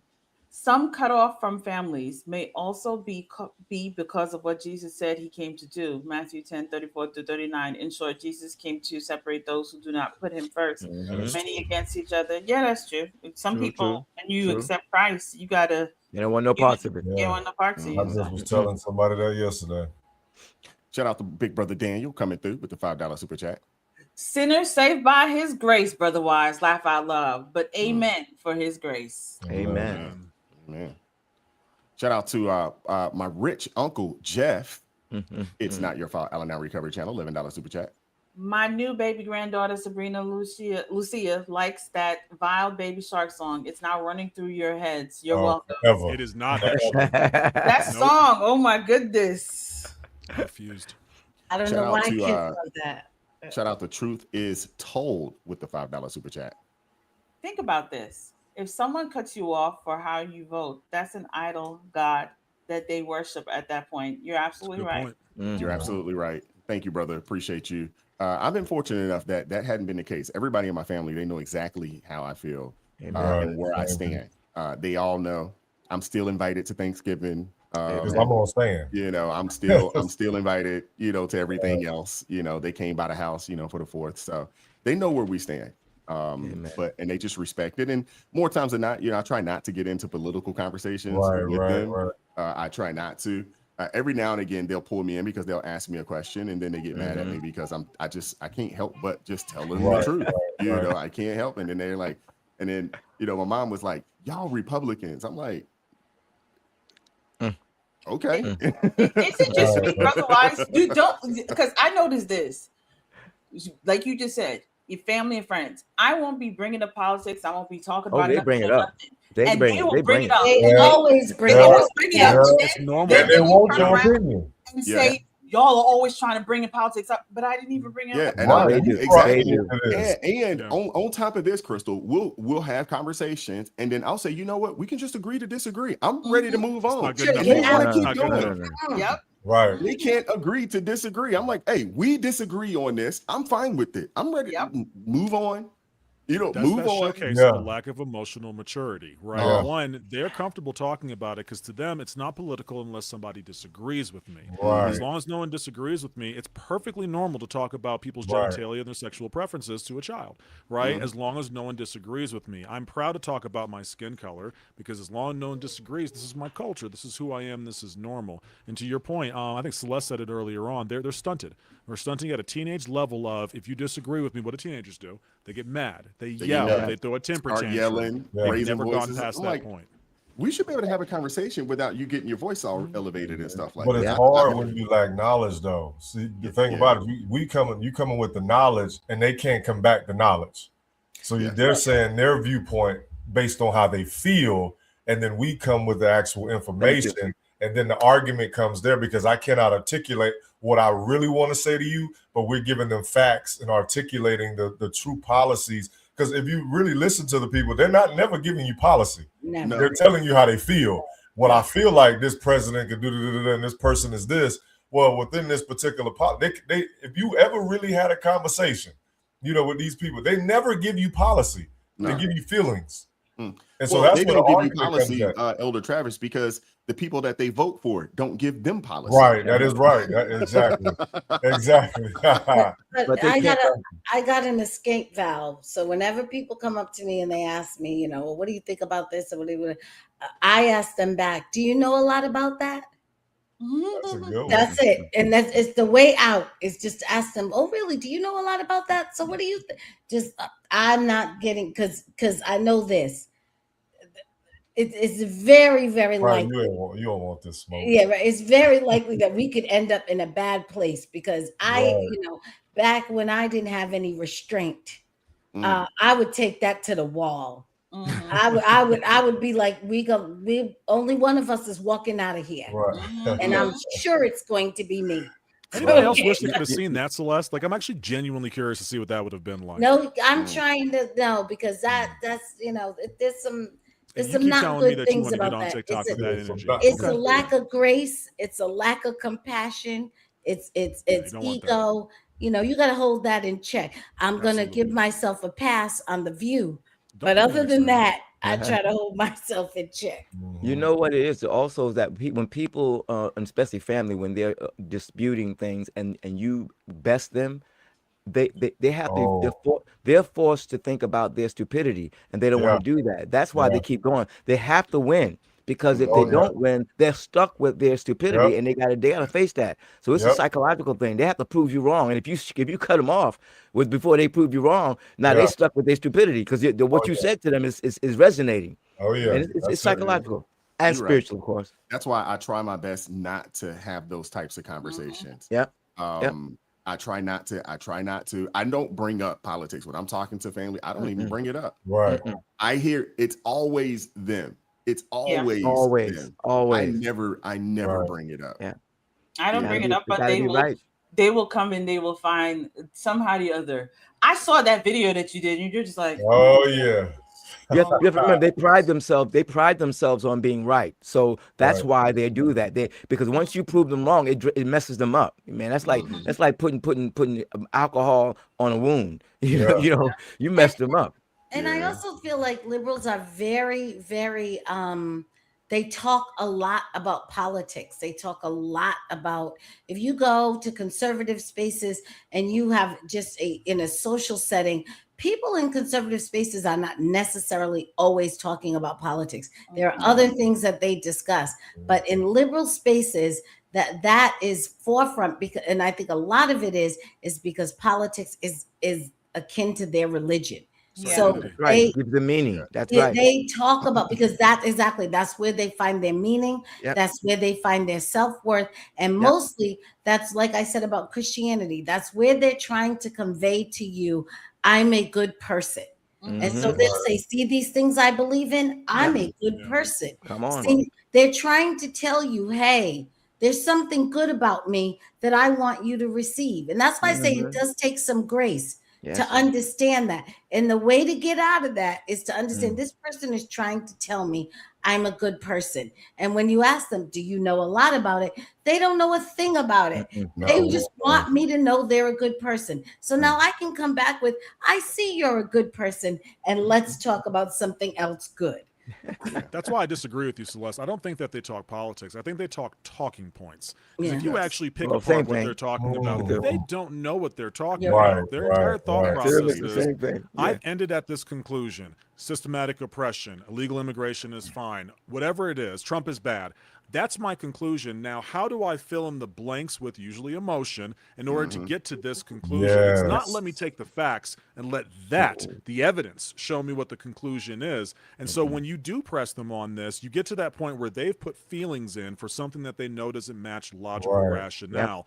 And so if you try to bring that to them, by the way, who invented the Triple K? Who are the individuals responsible for slavery? What percentage of white Americans actually come from descendants of the individuals who owned slaves? And then what percentage of white Americans come from descendants who fought on the side of the Union? When you start putting these things in front of individuals, it's a factual statement. You can look it up, but they want to get to this conclusion. They've already decided this is where they want to get to. And so instead of taking the factual reality, accepting that maybe you got something wrong, that's okay. No parade's going to happen. No one's going to shame you for it. Instead, it's no, I'm going to get to my conclusion. And so you're a coon.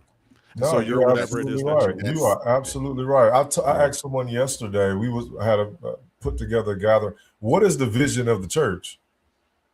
Why do the people come to the church? Most people don't know the vision of their church. They go because it's ritualistic. This is routine. This is, are we going to go on Sunday?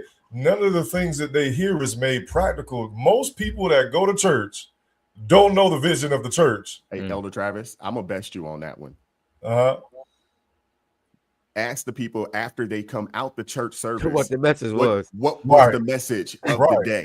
They don't know. They don't know. Ritual, no baby. Idea. They just Ritual, baby. Praise God. That's what it was. Amen. They're going to tell you how they felt. Most of them are like, well, we felt the Spirit, but what did he say? Yes. Did you see that outfit he had on? What did he say? We spoke in tongues, but what did he say? No. Not spoke in tongues. Shouted. Oh, that right there. They shouted and ran. Yeah. Danced. I bet you they can tell you what outfit he had on, though. How you did it? Absolutely. They are encouraging that. They are encouraging that because I don't want to get well, we don't have to go there, but Celeste, they're encouraging it because most of these pastors, they ain't talking about nothing. They're not. All they want to get to is you need to throw your head back and stop me the money and say what God has done for you. And that's have a good time. You'll come every back. week we in the same spot. I have a video coming out tomorrow on the true shepherds of God versus the hustlers in the church.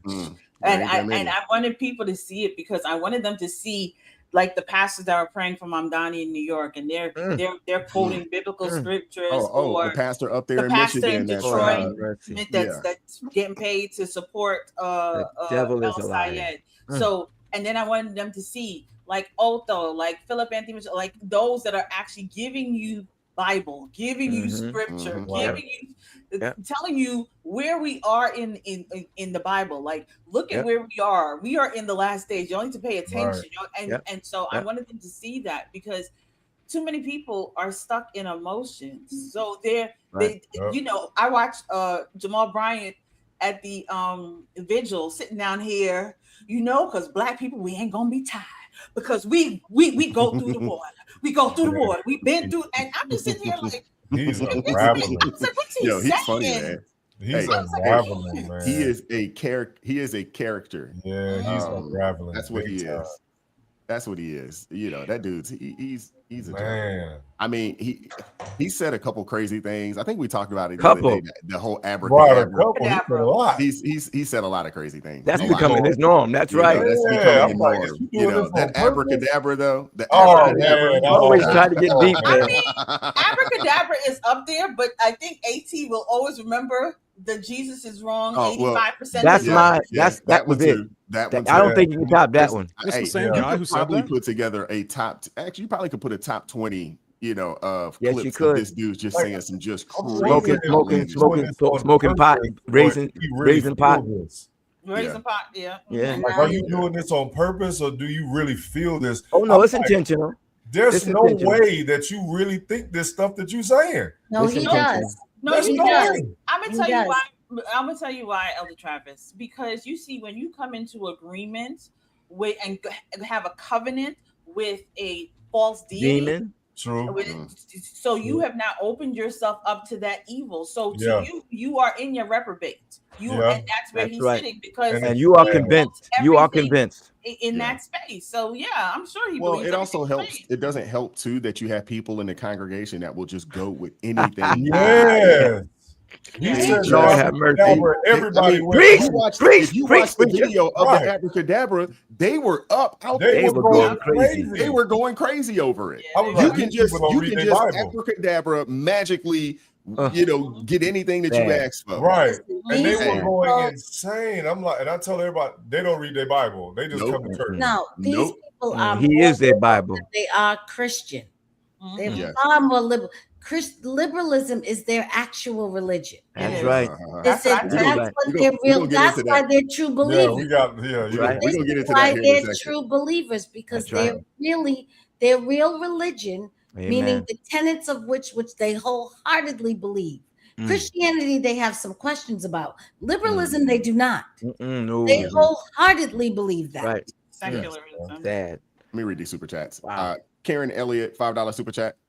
Watch what happens if someone calls the team the Seattle Sluts. I'm just gonna say it is. Okay. That isn't a typo. Arose by any other name. Sorry, someone had to say it. You right about that. Thank you to my rich Uncle Jeff. It's not your fault, Al-Anon Recovery Channel, $11 super chat. Wise, you know how we did it at the Trade Winds Club in Norfolk. Houdini, Run DMC, Kumo D, PM Dawn, EPMD, the Fat Boys LL. That was What you know about that? drinking that 3 for 2 near beer. What you know about that? Man, what you know about that? Hey, I have not heard the daggone Trade Winds Club in 20 years. Lord have mercy, Jeff. He's a black man in a white man's body. Shout out to Jessica Zane in the building, $5 super chat. Aloha ARP fam panel. Okay. Day ho from the window Lord. to the wall. All I asked was who made this potato salad. Okay, I'm all caught up. Good Lord, Jessica. Yeah, y'all know Jessica was in the Coast Guard, just so you know. You know what I'm saying? And I've heard things about those Coast Guards. They I heard some things about y'all. Shout out to Eric Remind with the $2 super chat.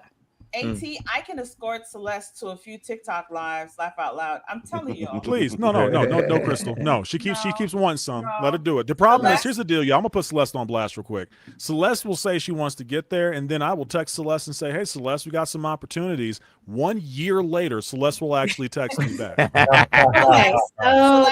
Celeste, I would suggest if you're going into the TikTok streets, you go with me, not with AT.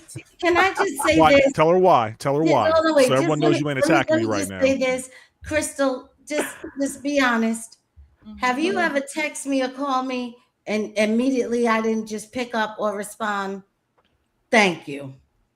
I don't understand the way. So what I'm saying is, y'all, if you're not getting an immediate response from me, you should take it personally. Right? Exactly. That's what she's saying. She's saying every time I text her, I get her. I absolutely understand. Crystal, I want to know what the heck you're talking about. Why would you recommend she don't come in there with me? You're the one that gets banned all the time. Because I'm the one that most people know not to mess with. Remember, they used to play with you. See how she did me just now? They can mess with AT. They play with you in deep. They did not play with me because I need to let y'all know what she's talking about, because she makes it seem like people up there just toying with us over there. What Crystal really means is that Crystal don't play with people and have conversations. She will just be like, nope, nope, nope, and that's it, right? All right, chat. This is what I'm gonna do. When I go, I'm gonna let y'all know. Please let me know. I'm gonna let y'all know because everybody needs Because AT told me you have to have several hours for this thing. Like you can't just go. I just want to go and eat them up, leave, spit them out. Right. Oh my gosh, I cannot wait to get you on time. TikTok with that mentality. And I'm going to tell them yes, that. please. I don't have a lot of time. I just want to eat you up, leave. Y'all sit here. I want you to start the conversation that way, Celeste. I want you to go on the panel and say, hey, I need to go. I don't have a lot of time. I'm here to eat you up. That's exactly how I'm going to start it. You know, my Please. days are, I don't have that kind of time. I cannot wait. Southern Charm, Go Dogs with the 2 jewels. Thank you very much. Shout out to Bold Dragon for 10 jewels. Thank you so much. Shout out to Primo XXL for the $5 super chat. Back in the day, I would have handed over all my lunch money to pre-Jesus Crystal and Celeste.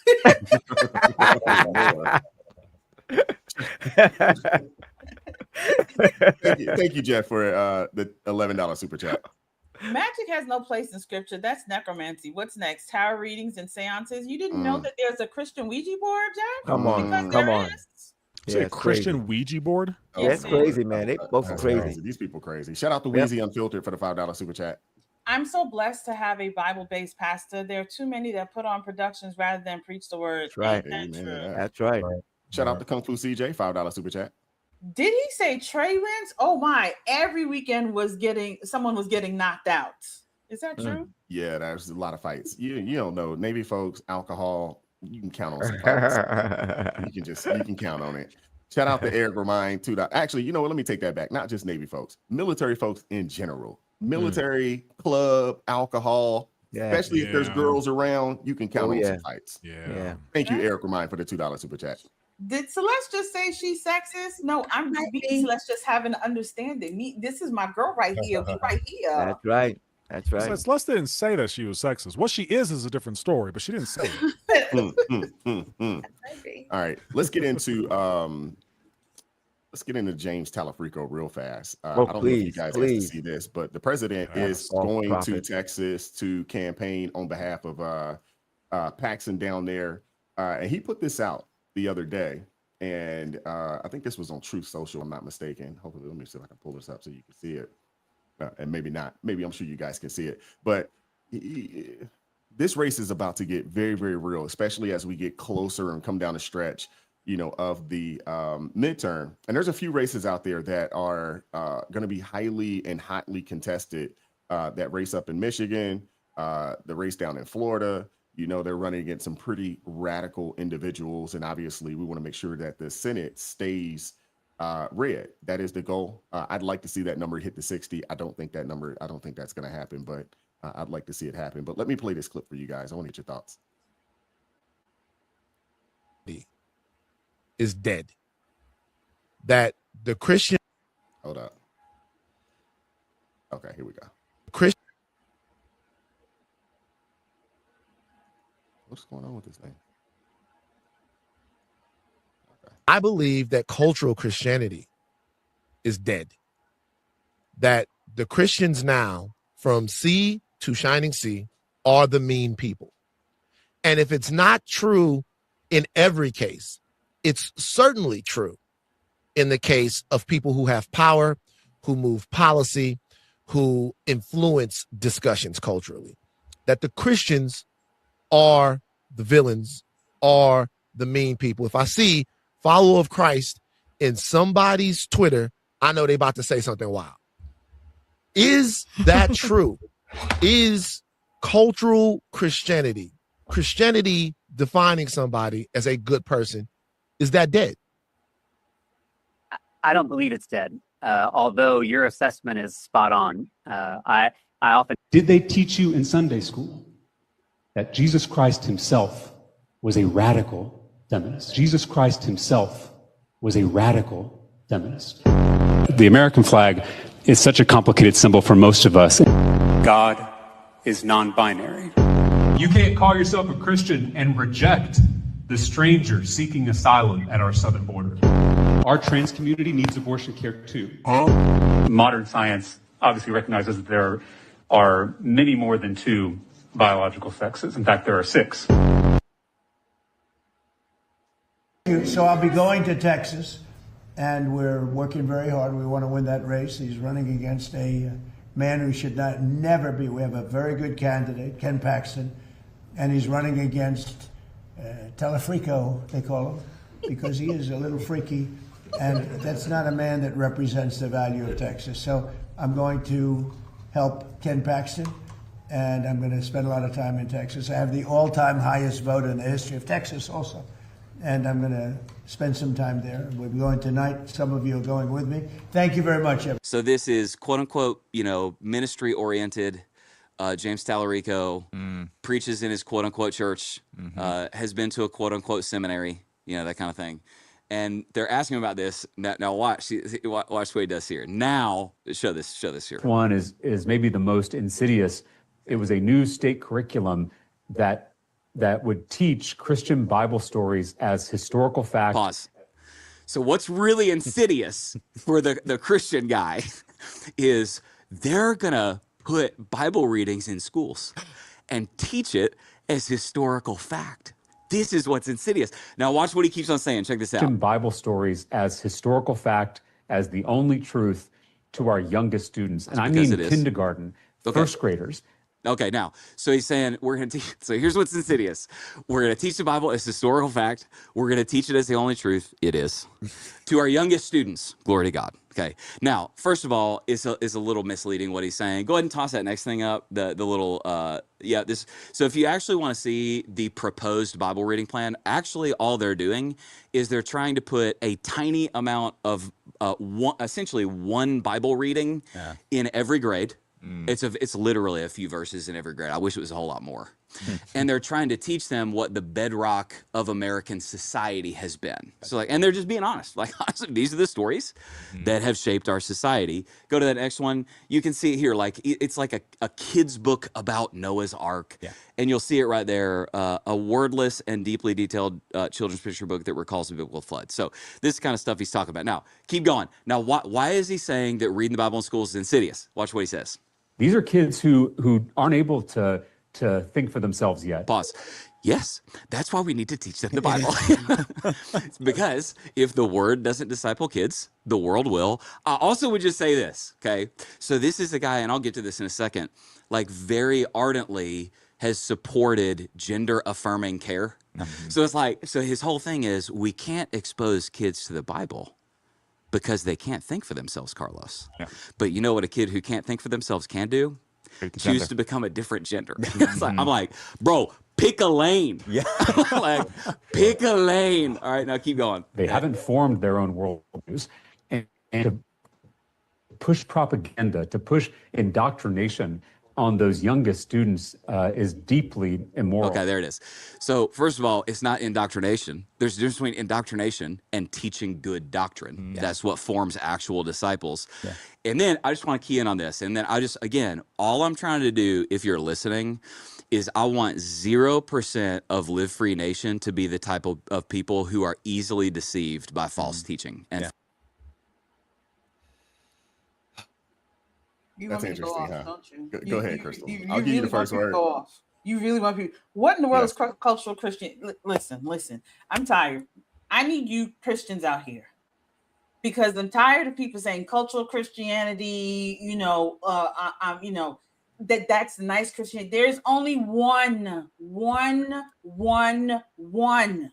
There's only one. I don't understand why people keep making up these things. There's a cultural Christianity, and then there's those over there, the conservative Christianity. There is only one.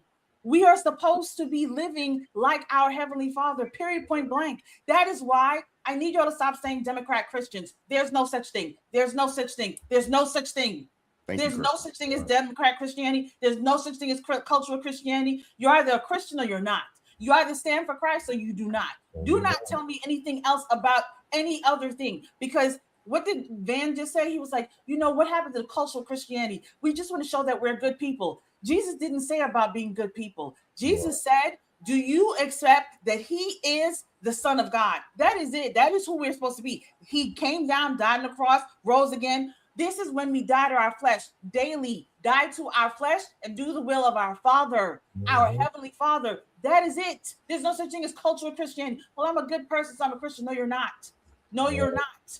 You are God's creation. You are not God's children. I am God's child because I accepted Jesus Christ as my Lord and Savior. And you want to say we're mean? Okay, then I'll be mean. I will be mean. because at the end of the day, I'm supposed to tell the truth in love, and y'all don't like the truth. Y'all don't like accountability. Y'all don't like it to take responsibility for anything. Y'all want to be out here and just do whatever you want to do, and then claim it as well. You know, we're just trying to be nice. We're being loving. You're not being loving, because if you think that being loving is allowing someone to be sitting on Skid Row and handing them bags of paraphernalia to keep them addicted to something, and you're showing, and then you call that love, you have a problem. That is not love. That is hate. If you're out here confusing little children and then watching them as they go through this, and then later on they have all kinds of medical issues, all kinds of mental issues, they're unhappy, they're confused because you didn't tell them the truth from the beginning, that is not love, that is hate. And I'm tired of all of you out here that want to say, well, James Tallarico is a Christian. He is not a Christian. He is what you call a wolf in sheep's clothing. He is, listen, the spawn of Satan. I don't care what y'all say. Because he is out here faking the funk, and he knows he has no connection with my Heavenly Father. And I take offense to that. I take offense to that wholeheartedly. Brother Wise saw it in the back chat, because I was like, now you're going to make me go off. And I listen, I be trying not to go off. I really try to sound super nice on here. It doesn't come off all the time, but I try to sound super nice on here. But at the end of the day, when people come here and disrespect my Heavenly Father, I have to call it what it is. When you are straddling the fence that Satan owns, you are not a Christian. You are not a believer. If you are not standing up for our Heavenly Father, if you have not died to yourself and living for our Heavenly Father, you are not for Christ. Do not tell me about the children need gender affirming. Jesus was non-binary. Any of that foolishness, that's blasphemy. And you are not for the kingdom. And that is all I have to say about this, because I may blow up some more, because I'm very irritated. And shout out to Josh Howerton for pointing out exactly what it is. You don't want the children to learn the Bible because they're too young to learn the Bible. They can't think for themselves. But they can tell you that I'm not supposed to be a boy. I'm supposed to be a girl. That is how confused you are. And you know what? Exactly what he is. He serves his father, which is Satan, because devil is the author of confusion, and he's clearly confused. And he is leading the church of the synagogue of Satan. And if y'all don't see that, I don't know what to tell you. So again, don't come in my comments and tell me you're a Democrat. That means, and you're a Christian. You're not. Period. Crystal, you are absolutely right. And AT, I want to get you in on this. The Bible teaches Christians to love people without accepting or participating in their behavior that contradicts God's word. That's what the Bible says. So when I hear Van Jones, that's not Van Jones, is it? That is Van Jones. No, that's Van. It's a Van. I know it's a Van. Yeah, Van. Mm-hmm. Van something, whatever his name is. When he comes out and says, like, oh, if I see somebody with follower of Christ, I know they're going to come out and say something wild. And then you see Tallarico, who is supposed to be a pastor. He said he went to seminary and he's supposed to be a pastor. And he can sit there and agree and grin and chuckle. Everybody in Texas should have a problem with that. That's right. But I'm one of those, and shout out to AT and Minister Danzel and Elder Travis. Everybody, we just go back to the word and we just follow what the word says. The word says, "Do not be conformed to this world, but be transformed by the renewing of your mind." That's what the word says. It doesn't say it does say love people, love your neighbor, but it doesn't say accept and condone their bad behavior. It doesn't say that. And that is the problem with people like Tallarico and others, that they're not Christians, but they sure have a whole lot to say about us. You know what I'm saying? They don't follow the word, but they sure have a whole heck of a lot to say about our beliefs and how we think that we should move in this world. These people are ridiculous, man. Yes. They're extremely hypocritical. I hope the people of Texas see the blatant hypocrisy of a James Tallarico, as the president called him. He called him Tallarico. I like that. He is definitely that. Dude came out and said that he is a Christian that sometimes hates Christians. He said that out of his own mouth. I've never heard such a thing. Never. Go ahead, AT. I'm sorry. Real quick, Brother White, his name is Van Lathan. Just so Van Lathan. There you go. That's his name. There you go. This was always going to happen. This was always going to be the case. If you accept the fact that the Democratic Party, the stereotypical left liberal, atheist individuals view Christianity as one threat, and they attribute Christianity to the Republican conservative side of the House, that makes it a grand enemy on their battlefield when it comes to politics. So this was always going to happen. My concern up front is that there's a good possibility that James Tallarico will win. I remember I came up on this platform, I can't remember how long ago, a few months back, and I told you, I don't think Spencer Pratt's going to make it. We can't underestimate the level of individuals' emotional, weaponized ignorance. And I think the same thing's going to happen in Texas, but for a different reason. Most Christians, and I say individuals who identify as Christians in the United States of America, do not actually follow Christianity. We talk about these numbers all the time. 63% of them, according to most recent research, think that God accepts the worship of all religions. Christians, people who say that they are. 54% of them believe that religious belief is a matter of personal opinion. There is no objective truth. About half of them are unsure of whether unaliving a child in the womb, if I said that correctly, is a sin or not. 2 in 5 of them think that gender still is a matter of choice. And so this doesn't surprise me. This is a very smart move on behalf of the Democrats.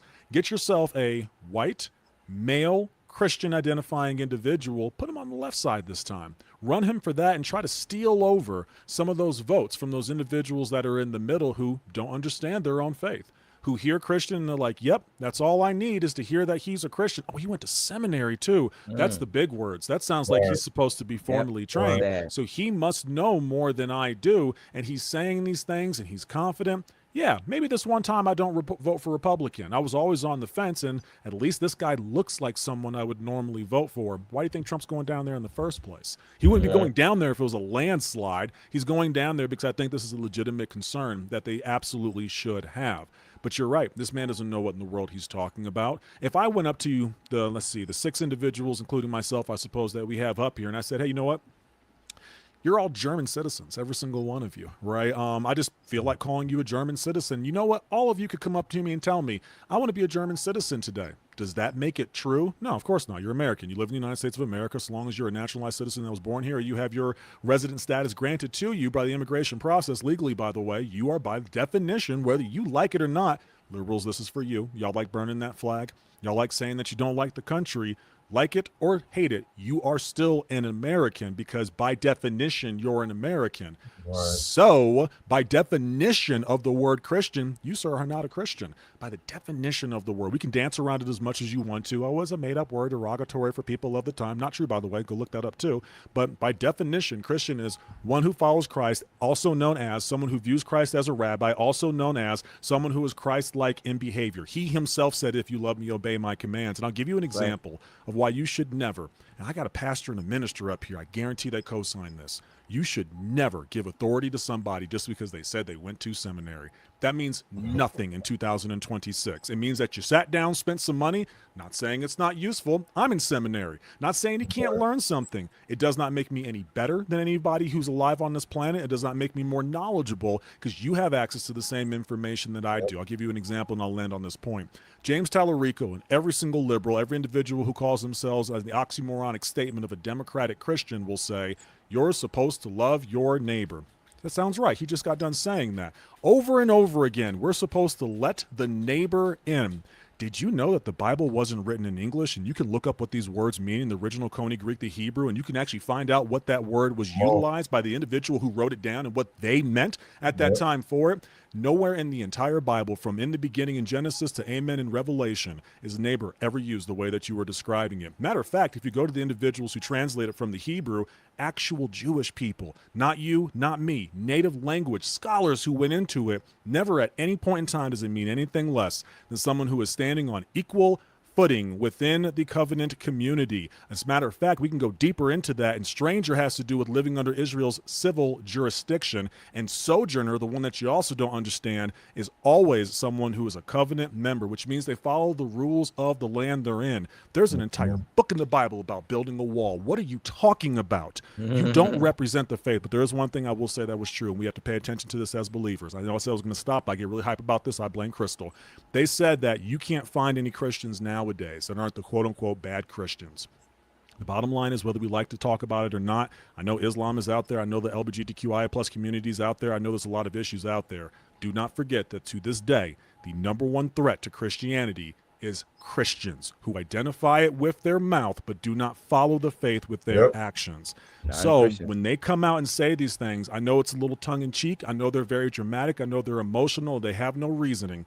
But there is some truth behind that. How many Christians go out there and start cussing at somebody, cursing at them, throwing things at them, calling them names, condemning them to hell and the rest, but they're proud to call themselves Christians.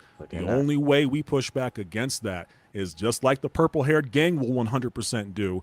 We got to show up as well when the time calls and not wait for somebody else to do it. Action is what is necessary in faith right now, not emotions like they do.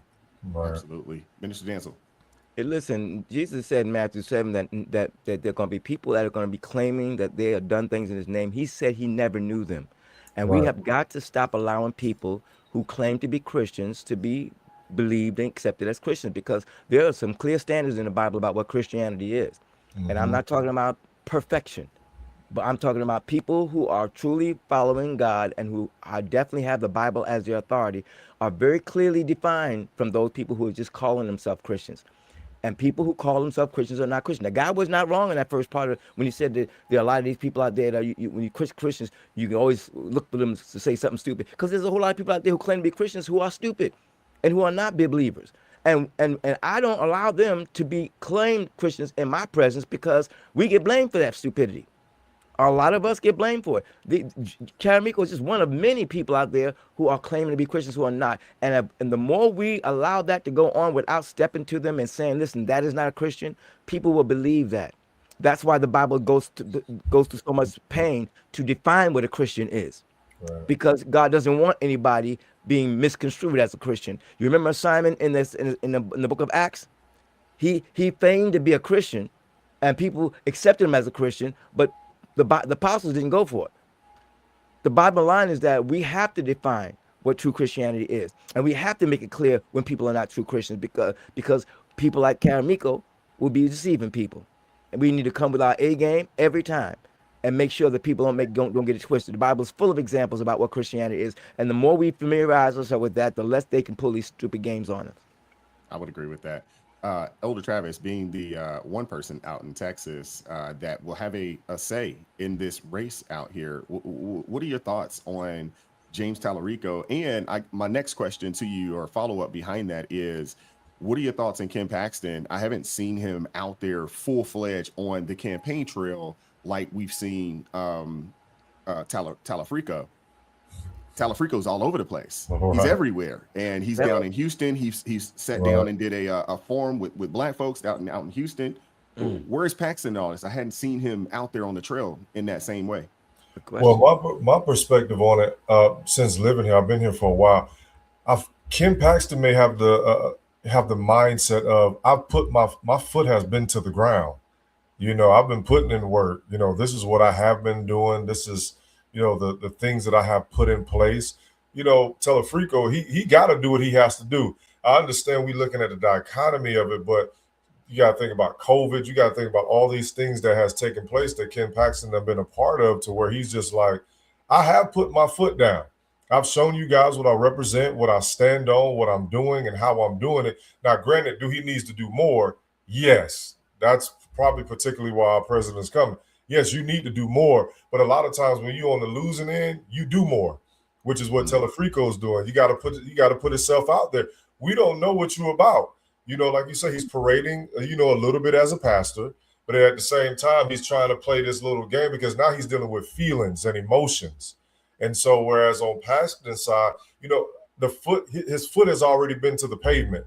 And so I know for me personally, living here, I have seen it, you know, because I've been through the court system, because, of course, you know, I'm no longer with my daughter's mom. So I've been through the process of seeing Ken Paxton's work and everything that is going on, the processes. Tallarico, he's trying to show you and try to basically put out there what he's trying to emotionally tell us what he can do. And I say emotionally because it goes back to the Bible, where, like I tell a lot of people, when Jesus saw the fig tree, the Bible says he was hungry. He saw the fig tree. It wasn't no figs on the tree. Why would the Bible call it a fig tree? Because it looked like a fig tree. It looked like what it's supposed to be, but it's not that. That's Tallarico. It looks good. He's a pastor. He went to seminary. All of it looks good. And people are hungry. Jesus was hungry, and he couldn't get what he wanted off that tree because it bare no fruit. eventually, hopefully, the people will see that Telefrico is not bearing any fruit. He just looked good. Like AT said, all that stuff sounds good. He went to seminary school. They're trying to hit us with all these semantics, all these things that make people think, oh, well, maybe he is smart. No, there are a lot of good people going to hell. And that's what people don't understand. There's a lot of good people that's saying, thank you, yes, ma'am, no, ma'am, you are a great person. They're all going to hell. Just think about it. It's what? Almost 2 billion Muslims? 2 billion. You know where they're going. I don't care what people say. The word of God said, you know, we got to confess with our mouth and believe in our heart. You know, we know who he is. But I think the battle that's, and this is my personal opinion, because we see the effects of what has, for me personally, the government here has been good. You know, I remember when COVID hit, I was here. You know, businesses were struggling. You know, they let us outside. You know, as a business owner, I wanted to be outside. I need to make money. And so for you to have me shut in, I understand that there was a crisis going on, but I personally felt like the government handled it well. They did what they were supposed to. They let us outside. We made money during the Trump administration. We made more money, you know, so that was the most money I ever made in any administration. And so Telefrico got to come in, and now he got to twist the mind. He got to say certain things that appeals, because the one thing that people will do, and we know that Democrats will do, they feel. Obama ain't come with no policies. He came with feelings. The first black president. I'm going to advocate for this. I'm going to do this. What policies are you going to put in place? How are you going to help me? We don't see none of that. Why are we talking about whether or not God is male or female? Because people don't know. Again, these same people that go to church, that don't read their Bible, they don't know. And so they see seminary. Well, maybe he do know what he's talking about. He's went to school. No, he don't. And so he's playing with the emotions of the people, which has people are confused. Me personally, I do believe Ken's gonna pull it out. I'm saying some things just look extravagant, and they look beautiful, and sometimes it feel good, but feelings fade. When it comes down to it, they're gonna do what they're supposed to do. We're gonna keep the government. If it ain't broke, don't fix it. If it ain't broke, we don't need him. If it's not broke, don't fix it. Because he might have would have told us to stay inside. No, if it ain't broke, don't fix it. We want to keep everything flowing, everything going. And I think in the climate that we're in, like I said, there are going to be a lot of good people going to hell. People that are giving money away. People that are, like I say, saying, yes, ma'am, no, ma'am, thank you, sir, thank you, ma'am. A lot of those people going to hell. Like they just said, depart from me. I never knew you. All these words. Well, I gave to the poor. Never. In your name. You didn't do this for me. You did this for your own glorification. And so, you know, I digress on that. But as I look at, I'm with the president. Telefrico, like, come on. The children can say who they are, but they can't. Come on, man. See, that's the confusion that they're trying to put in. And we know who's the author of confusion. That's right.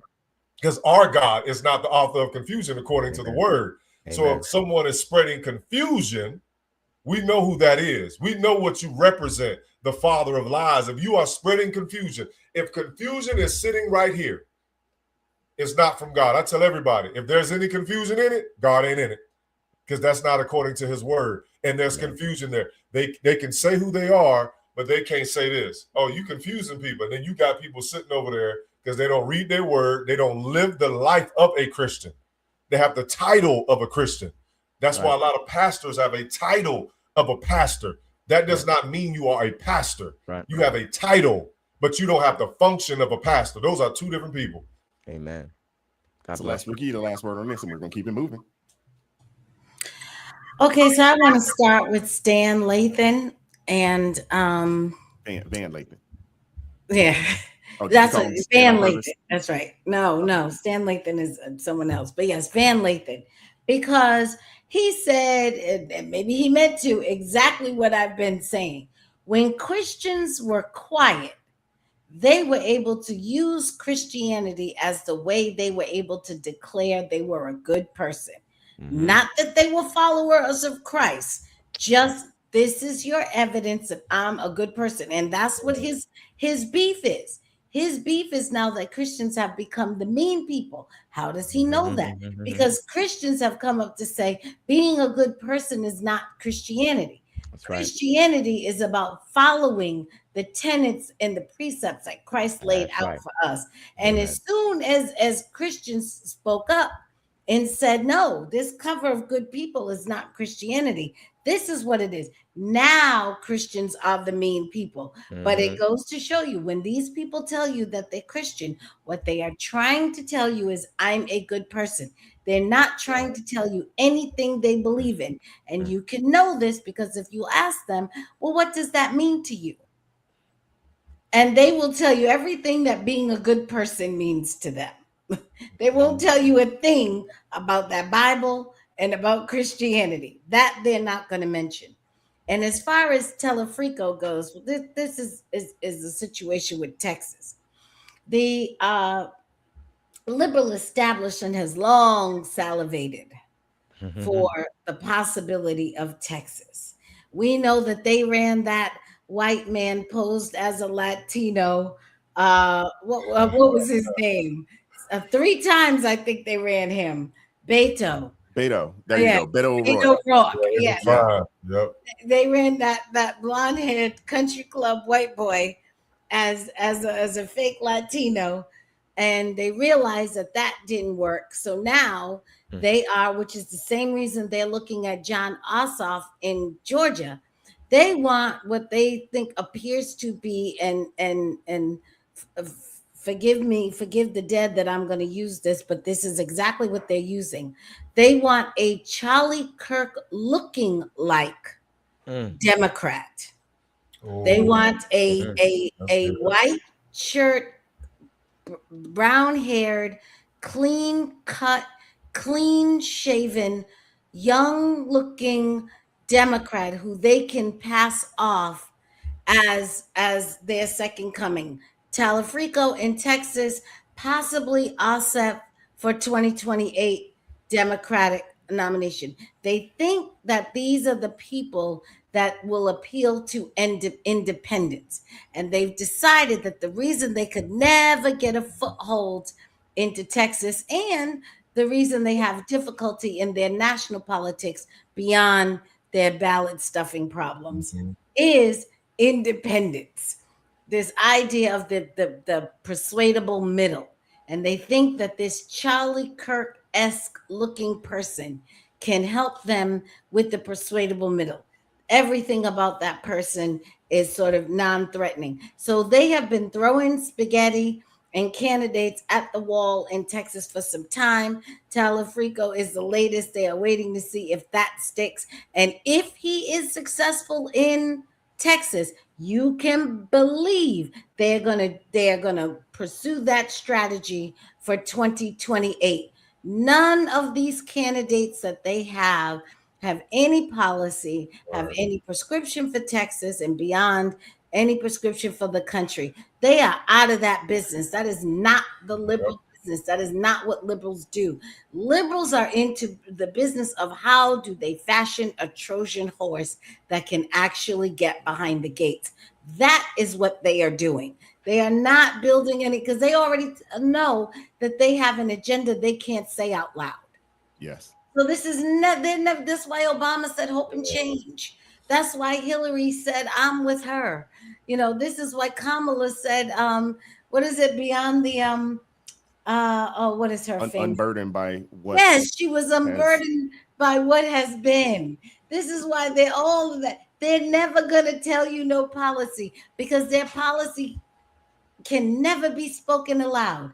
It is only in hushes and whispers, and only for the elect few to know what that policy is. Everybody else has to vote, but they cannot know what that policy is. So the actual Democrats who you see, whose names you know, those are not the financiers, and those are not the real thinkers of the Democrat Party. Those are the mouthpieces, and it's their job to fashion the environment, to use their rhetoric to create the environment for the type of Trojan horse they're trying to get behind the gates. And in Texas right now, it's Talarico. And the reason they want Talarico and they want Texas so bad is an acknowledgement of their problems in the blue Northeast. The fact that everybody is fleeing all that Blue Haven and moving south and moving Midwest, they know that their number is up. Amen. Because in 2030, the census is going to reapportion several seats away from those people. So they're thinking if we can keep Illinois, keep New York, and get the stronghold of Texas, we can let the whole upper half of the East Coast go. We're gonna read super chats and keep it moving. God bless you. Shout out to Lynette Martin for the 200 joules. Thank you so much. My rich Uncle Jeff with the $11 super chat. Wearing the sheep's wool to hide his wolf's body, he's as Christian as Lucifer. My rich Uncle Jeff, once again, $11 super chat. To Crystal's point, if could extrapolate, there are over 70,000 Protestant churches along with the Catholic Church. Christianity has been split and watered down so many times, it has become tainted. And everyone Shout out thinks to their spouse is God's Family Home Church, $5 super chat. What's up, Daniel? It may actually be blasphemy of the Holy Spirit when they talk about multi-gender and all that Crystal said. Yeah. That's what I said.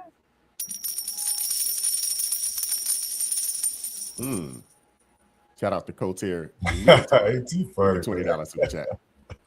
I told someone I wanted to use the voucher to send my child to a Christian private school. They said you shouldn't force a child into religion. You should give the child, 7 years old, the choice. Get thee behind me, Satan, and that part. Right. But these are also the same people that will say, "Hey, well, if Lil Susie now wants to be Lil Stevie, you got to get behind those choices." These people are ridiculous, yo. Yeah. They're ridiculous. Your choice will be based on the choices I give you. Absolutely. I'm gonna give you the choices, and you can pick between these. Yes. Shout out to Ginger M. God First for the $10 super chat. Thank you, Ginger. Shout out to Johnny Red in the building, $5 super chat. They are Christians when it's convenient for them to be. They only talk the talk, but don't walk the walk. Hey, all right. That's why we're not calling them Christians no more. That is my thing to everybody here. Thank you. If somebody is not living the life and they say they're Christian, politely, no, you're not. And keep it. Jesus said that the very gates of hell will not prevail against the church. The church is doing just fine. You got a lot of fools out here claiming to be part of the church. They ain't. Right. Shout out to my brother, big brother, Daniel Manning. Hold up, Crystal. Dropping the coins on him. All right, now the coin. Let's go with the $50 super chat. Thank you so much, brother. The panel is cooking in the word. Amen. Thank you guys for being faithful to the Lord. Be not weary in well doing, knowing in time things will work out for the good of those who love the Lord. Amen. Amen to that. Amen. Thank you, brother Daniel. Oh, my rich Uncle Jeff once again with the $11 super chat. Ironically, the homily this weekend was, how many of you are Christian only once a week on Sunday? Can a mute man show he is a Christian without saying it? Absolutely. Look at his fruit. Yes. Jeff, I love that expression. I love to tell people that. If you could not tell someone, how would they know? I love that. I like that too. Shout out to you, Jeff. Appreciate you, brother. Shout out to the real HMC. Is that the real head man in charge? Okay, for the 10 joules. Okay, I'm trying to figure out what that HMC stand for. Okay, appreciate you. And shout out to Jeff, my rich uncle. Once again, $11 super chat. FYI, I didn't have a stroke. YouTube won't let me spell Christian correctly. Is YouTube playing like Coke and them? Yeah, Coke and Hines and all them. Yeah. Well, I tell you, we thank you guys so much for supporting what we're doing over here. We definitely appreciate you guys, man. We'll be right back with Gutter Bunny of the Week. The Bunny of the Week. Yeah. We loud, we bring the heat. Hey, hey. Hope it jumping on their feet. Hey, hey. It's Gutter Bunny of the Week. Hey, hey. Gutter Bunny of the Week. All right, family. It is that time again. You voted, the polls are closed, and somebody, or in this case, possibly an entire group, is about to earn the title nobody should ever want, Gutter Bunny of the Week. And this week's nominees, oh my goodness, Lord have mercy. We've got identity politics on steroids. We've got racism hiding in the electrical grid. We've got Sharia law being compared to Christian canon law. And we've got hundreds of women rallying around Lindsay Clancy while 3 children are unalive, seem to be getting pushed further and further into the background. So before I reveal who y'all chose as a winner, let's meet our nominees. First, we have Miss Nikayla Jasmine Thomas. She is the Democratic Senate nominee. And family, I have one question. Where did they find this woman? Because 1 minute nobody knows who she is, and the next minute she's running for the United States Senate with what looks like a Mean Girls audition tape. She's running around with scissors. She's got a burn book. She attacks Senator, which is now the Department of Homeland Security, Mark Wayne Mullen. And I'm sitting here thinking, ma'am, you're not auditioning for Regina George. You're asking people to send you to the United States Senate. But here's what really jumped out at me. When you read her story, they make sure you know every single identity box. She's Black, she's white, she's Chickasaw, she's a military wife, she's a nurse, she's the mother of an autistic child. And y'all, let me say this very clearly. None of those things are bad, but none of those things prove you can do the job. That's my problem with the Democratic Party and how they have leaned so heavily into DEI politics. It starts to feel like Black, check, Native, check, white, check, woman, check, military family, check, special needs mom, check. Okay, great. Now, can you explain foreign policy? Can you explain constitutional limits? Can you explain federal spending? Can you explain national security? Can you explain what exactly qualifies you to be one of only 100 U.S. senators? Because your identity is not your resume. And that's where she reminds me of Kamala Harris and AOC. Different room, different energy, different audience, different performance, different accent, sometimes that too. And it gives me this feeling like somebody plucked her out of political obscurity, handed her the role and said, here, go represent the demographic. No, I don't want the demographic. I want the most competent person. That's nominee number one. In Oklahoma, you better get it right. Next, number two, we have Mayor Eddie Melton. He is the mayor for Gary, Indiana. Now, let me start by saying this. Gary absolutely went through a serious power outage. People suffered, families lost food, businesses were hurt. Some residents went days without electricity. So yes, NIPSCO deserves scrutiny. But then, backdoor lemonade Don Lemon comes along and essentially asks, is this happening because Gary is Black? And Eddie Melton goes, 100%. Sir, please, how did we get from the electricity is out to white supremacy did it? Because here's the part that didn't get emphasized. Gary has Black leadership. The city council has substantial Black representation, and there are Black executives within the utility structure too. So who exactly is carrying out this racial conspiracy? Everybody? This is why I keep saying the race card has become intellectually lazy. Something goes wrong, racism. Bad service, racism. Bad weather, racism. Power outage, racism. But here's my question. When Western North Carolina got devastated by Hurricane Helene and people were furious over how long help took to arrive, did anybody say, they're not helping us because we're white? No. And if somebody had said it, the media would have laughed them out of the room. So why do we lower the evidence standard when the community is Black? If racism happened, prove it. But don't just use race as the automatic explanation for every failure. And let's not forget another part of this story, people. During the restoration effort, a NIPSCO vehicle was reportedly struck by gunfire. So crews are trying to restore electricity and somebody is shooting at them. Maybe that deserves to be in the conversation too. Proverbs 18:17 says, the one who states his case first seems right until the other comes and examines him. That's a problem. Narrative first, facts later. That, y'all, is nominee number two. Next, we have Abdul El Sayed. Now, listen, this one, first, we had that bizarre exchange with Jesse Waters over gender transition procedures involving minors. Jesse challenged him about surgeries involving children. And El Sayed comes back with, are you circumcised? Sir, what does that have to do with the question? Circumcision and gender transition surgery are not medically or morally identical simply because both involve the human body. That was a dodge, but then we got into an even bigger issue, Sharia law. When challenged about his previous defense of Muslims being able to practice Sharia principles privately, El Sayed compared it to the Christian canon law. And family, let's be very careful here. Christian canon law and Sharia law are not the same system. They don't carry the same legal traditions. They don't historically function the same way, and they do not necessarily make the same claims about civil authority. El Sayed has said that he does not want to impose Sharia law on everyone. Fine. But when a candidate starts drawing equivalency between Sharia and Christian canon law, Christians have every right to ask the question, because America is governed by the Constitution, not canon law, not Sharia law, not rabbinical law, the Constitution. And I need every candidate, Christian, Muslim, Jewish, atheist, or whatever, to understand that clearly. My faith does not need the government forcing Christianity on everybody.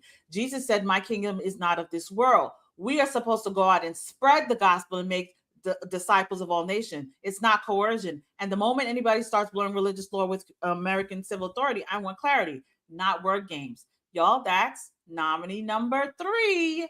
And now we reach nominee number 4, our final nominee, the Lindsay Clancy mommy cult. And this one, y'all, it isn't funny because 3 children are dead. Cora, Dawson, Callan. Lindsay Clancy took the lives of her 3 children. Her defense said she suffered from postpartum psychosis and was not criminally responsible. Prosecutors argued she knew what she was doing, and the jury has to decide that legal question. But my issue isn't that postpartum psychosis is fake. It isn't. It is real. It is serious. Women deserve mental health treatment. Women deserve doctors who listen. Women deserve postpartum support. My issue is what happened next. Because hundreds of women started showing up in pink signs saying, believe, she needs help, peace for Lindsay, and women saying, any one of us could be sitting in that chair. We are Lindsay Clancy. No, don't put that on all women. Don't put that on all mothers. Don't put that on every woman who suffers from postpartum depression, anxiety, or exhaustion. Because millions of women struggle after childbirth and do not take the lives of their children. And now I'm looking around at what else is happening culturally and in families.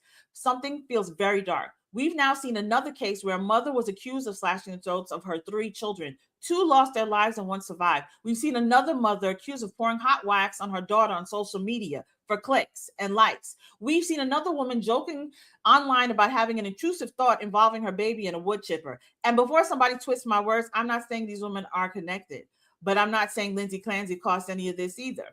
I'm not saying every intrusive thought means somebody's dangerous. What I am saying is that we are beginning to normalize incredibly dark thoughts around motherhood, and I don't like it.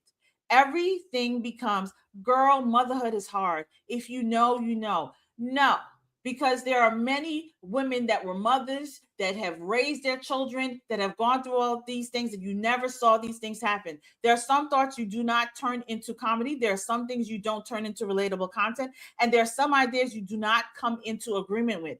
From a biblical worldview, I believe words matter.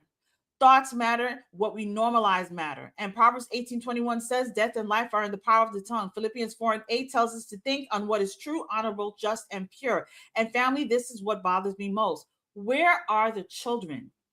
Where are the pink shirts for them? Where are the hundreds and thousands of women? I just had someone tell me it's happening in Europe and as well. Where are those women saying, remember Cora, remember Dawson, remember Callan? Because when the mother took the life of those children, becomes the emotional center of the story, and the children becomes background characters, something is very upside down, like Isaiah 5:20. Woe to those who call evil good and good evil. And here's the test. If a father had taken the lives of the children and 300 men showed up in matching shirts saying he needed help, any of us dads could have been sitting in this chair. America would look at those men and say, what is wrong with y'all? And they would be right. So why do we suddenly lose moral clarity because the accused is a mother? Mental illness deserves compassion, but compassion does not require us to erase accountability. Maternal health deserves advocacy, but advocacy does not require us to erase the unaliving of children. Isaiah 5:20 says that, woe to them that call evil good and good evil. Those children cannot speak. So somebody needs to speak for them. Cora, Dawson, Callan. Now, y'all have met all 4 nominees, so let's get some results. The gutter bunny of the week is coming in 4th place. We have Nikayla Jasmine Thomas.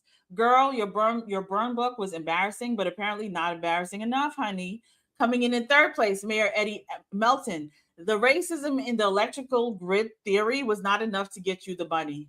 Coming in second place, Abdul El Sayed. You almost took it home. Circumcision, comparisons, Sharia and canon law. You were right there, but y'all said, nope, not today, because the winner, the group receiving this week's Gutter Bunny of the Week, is the Lindsay Clancy Mommy Cult. Come get your ears, because women's mental health deserves serious advocacy. Postpartum psychosis deserves serious treatment. But turning a mother who took the lives of her children into the center of a sisterhood while the children disappear from the conversation, absolutely not. You can have compassion and still have discernment. You can acknowledge mental illness and still acknowledge victims. You can care about mothers and still say that children matter too. Cora mattered, Dawson mattered, Callan mattered. And no amount of pink shirts, social media hashtags, or cultural pressure is going to make me forget that, because I am not here to follow what's trending. I'm here to tell you what lines up with the word of God. And y'all, that is Gutter Bunny of the Week. I really appreciate y'all sending me your nominees, and I'll see you next week for Gutter Bunny of the Week. Gutter Bunny of the Week. Yeah. We loud, we bring the heat. Hey, hey. Hope it jumping out their feet. Hey, hey. It's Gutter Bunny of the Week. Hey, hey. Gutter Bunny of the Week. Welcome back. I agree. I am in agreement. I am in agreement. I am in Where are the agreement. pink shirts for them children? Hey, if you are a single man out there, hey, a good question. Not on the date, though. Don't do this. Don't wait till the date. In that phone call, in that conversation, before you all actually go on a date, ask, hey, how do you feel about Linda Clancy? If You better recognize hey, there's right now, I'm not a single man, so I don't have these problems. Right. But there's probably 3 or 4 questions that should be on a man's list to ask before you decide to spend $1 on that woman that you're trying to court. Not $8. That's one of them. Not $1. $8. Not the dollar menu at McDonald's or anything. I was just going to say, don't nobody want to go to Burger King with you wives? Okay. hey, my wife will. Good Come for on. her. My wife will go with That's me the only anywhere. person that matters right there. Right. That's the only person that mattered. Hey, our first date was at daggone Golden Corral. What you All talking? right, listen, man. I just want you to know he said he was not going to spend $8 till he got him some answers. Oh yeah. Oh yeah. You saw the man who called off his wedding because the woman. Absolutely. Yeah. Because And the woman I didn't stand with don't Lindsay. blame him. I agree with him. Anybody that can excuse that leads me to think that you would do it. Thank God for If that anything, it tells you demonstration. that you think that it's excusable. He dodged a There's at bullet. least something that would be okay with you to do something like that. That's enough right there. That man dodged a bullet, boy. They had just the right time for him, boy. Oh yeah. Oh yeah. I don't even know how you Not know that. Especially if you think about it. If you're saying, "Listen, I'd like to bear your children, but things got a little tough for me." Like, why do you even? So I'm gonna send you a video after this is over with, because we showed this on the show this morning. There's a woman who has her child walking by a wood chipper and says, "You know what? Sometimes I think about throwing my baby into this." That's what I was referring to on there. Because I saw the woman and she was like kind of smiling about. Oh, she thought it was hilarious. That she has those thoughts. The thing that's crazy to me, it's not just a liberal woman issue. That's the crazy part, because there are conservative women that are actually coming to agreement with this. It's both sides that are actually standing up for Lindsay Clancy. And I've had conservative women say, well, you're not a real conservative if you don't understand what the mother's plight is. You don't understand what it is to be a mother. I said, I'm sorry. I don't understand what it is to be a mother. I'm not only a mother, I'm a single mother. So explain to me, why did I not have those thoughts? Because a mother usually is a mama's bear. A mama bear is usually out there trying to take blood for her children if somebody comes at her children. So what exactly do you mean that I don't understand what she went through? That just sounds ridiculous. I went through postpartum. So you can't come at me and say you don't understand. Oh, I completely understand. But at the end of the day, I understand that my children are a blessing from the Lord, and I also understand my job is to protect them. That is my responsibility. And her upset about her man, according to some of them, well, he wasn't doing enough, he left her, he this, he that. That's not reason for you to harm your children. Right. No, it's not. Listen, the issue is not, this woman had a rare condition. The issue is not the sick and diseased woman that we know she is. The issue is all of these other women and what their problem is. And again, I go back to if you teach these people that everything of their origin is something that's bad, something that you denigrate, then you are teaching them to hate themselves. Right. If That's you've right. got a bunch of women who hate themselves, naturally they would have anxiety and depression. I can only imagine that is a constant companion of self-hate. What do you think that they're going to do? Just turn around and love their children? A lot of No, blame to you go around. want That's them right. to destroy Yep. everything, themselves, their families, and the society in which they reside. They can't do anything but destruction. They become agents of destruction. That is because they are full of all of this nihilistic self-hate that comes from liberalism. You can't like being white. You can't like being American. You can't like being a woman. You can't like being a mother. Everything is normal and natural that gives you meaning is condemned in their religion of liberalism. Yep. Amen.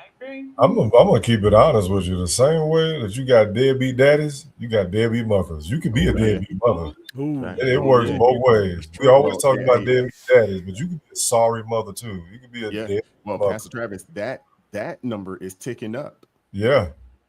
That number is ticking up at a rapid rate. You know how many women are just I think it's been here. I think we just now starting to make awareness to it because there's a lot of people out there. We just talked about the WNBA women. What kind of mother did you have? Yeah. You know, there are a lot of people out there with stories of their mother abandoning them. Me being a father, I've met a lot of fathers who really love their kids. You know, it works both ways. We always demonize the other side, but then it's like we don't bring light to this other side because, like you said, the double standard that's there. Like you got a single mother that's fighting her way. You also got a single father fighting his way too. The same way you got the deadbeat father that don't do what he's supposed to. There is a deadbeat mother out there. Like, how you gonna push your kid?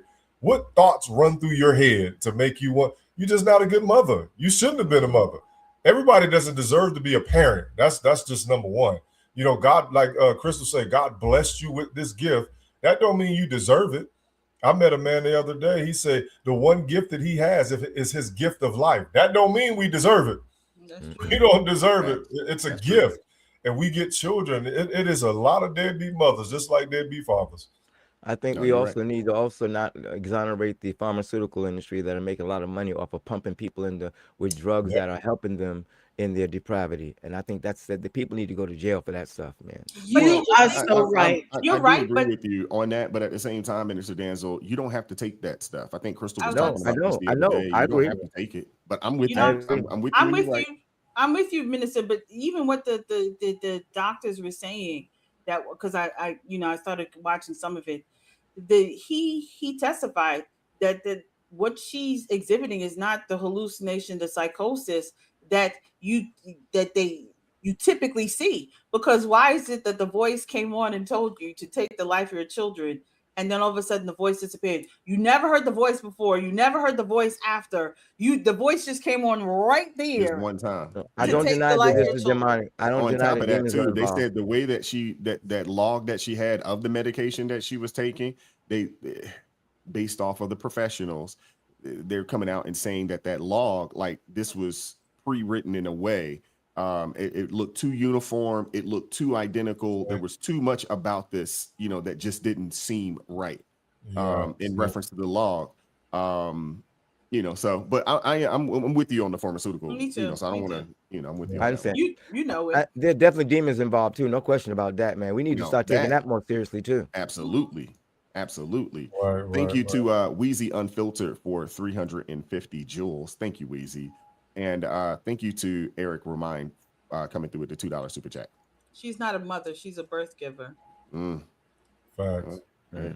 Yeah, All mother's a I don't bad want to word. spend too much time on this next topic because we're already at 11 or we're at 12 or we at ubi early in the morning for AT. I don't want to spend too much time on this next one, but I did want to get into this quickly. I don't know if you guys heard, there is a club up in Milwaukee who is banning rap music. And people are upset about it. They're saying that it's racism because they're banning rap music in their establishment. I would have played this clip for you. We don't have to spend a lot of time. So I asked that you guys be quick and hurry. Celeste. We always know who you're talking about. You don't have to say her name. We know exactly who you're Minister talking go? to. Minister Denzel. Oh, there you go. Thank you. I want this thing play. What's going on? It's StreamYard all day today. I had issues with mine too. I was gonna say it might be StreamYard because StreamYard been acting up. Yeah, it's StreamYard. Hold up. They must be bringing something new. Mm-hmm. If you're going out in Milwaukee and you want to listen to rap music like Future, Lil Wayne, 21 Savage, Glorilla, and Sexy Red, Garage may not be the place to do it. Hi, my name is Jenna Ray. I'm an investigative reporter here in Milwaukee. And we're talking about Garage because they've been going viral after an alleged manager of theirs sent a text to several DJs and other employees giving them a no-play list. The text message that supposed manager sent to employees says, effective immediately, we can no longer play these artists. This is coming from ownership, and failure to comply will result in a loss of gigs. That text message was sent along with this list. It's a list of 41 hip-hop and rap artists. All of them are black. And at the bottom of the list, it specifically says, no Milwaukee rap. We're in here, us Milwaukee rappers, we're spending our money in there, but you don't want our music. It's kind of just like a, it doesn't go, it doesn't mix. We also saw a video from inside of the bar that shows that exact same list laminated and then duct taped to the DJ booth. On Monday, the Garage released this statement on social media. It says in part, we have spoken to the employee who issued the list, which was not approved by ownership. They also said the intention was to eliminate music with lyrics that referenced violence or guns. To insinuate that hip hop is the only type of music that references guns and violence and things of that nature, that's just totally false. You know what I mean? There's rock songs like that. There's country songs that reference guns and violence. We didn't see any of those type of artists in that list. I did make multiple attempts to try and reach out to the Garage's owner. I still have not heard back. That's unbelievable. You know how they say, this is not the only music that reference, it's the most prevalent music that references violence and guns and shooting and unaliving and every daggone thing, prostitution and pimping and everything that is debaucherous and definitely top of the line. Everything. Like all of that. It's the number one music that does this. Like top of y'all the got line. to stop. Yes. Y'all got to stop with this victimhood mindset. And the reality of it is this: it's their establishment. Right. You don't have to go. They don't want to play the music. Go somewhere else. Go somewhere else that does play the music. You know what? There are clubs that only play country, boot, scoop, boogie type music. Mm-hmm. That's all they play. If you don't like that kind of music, don't go to that establishment. So maybe this particular establishment is making a decision. You say, you know what? We don't want the fights. Right. And we don't want the late night body bags, having to be zipped up at the end of the club, at the end of the night. We don't want that crowd here anymore. Mm-hmm. Right. When I was coming up, and if you guys remember, and I'm sure some of you guys in the chat will remember, there were certain songs that they wouldn't play in the club when I was in the club because they knew that fights and people would get to throwing bows and breaking out. If you buck. Nuck If You Buck was one of them. Yes, it was. 3-6 Mafia. I Bet You Won't Hit a. Hey, certain songs do not get played. Right. Never Scared. Oh yeah. Songs do not get played because they know that people are going to go crazy. Mm-hmm. So, and the thing is, hey, this is probably a good way to keep a certain element of people out of your establishment, which means that you'll probably keep your establishment open or make better music.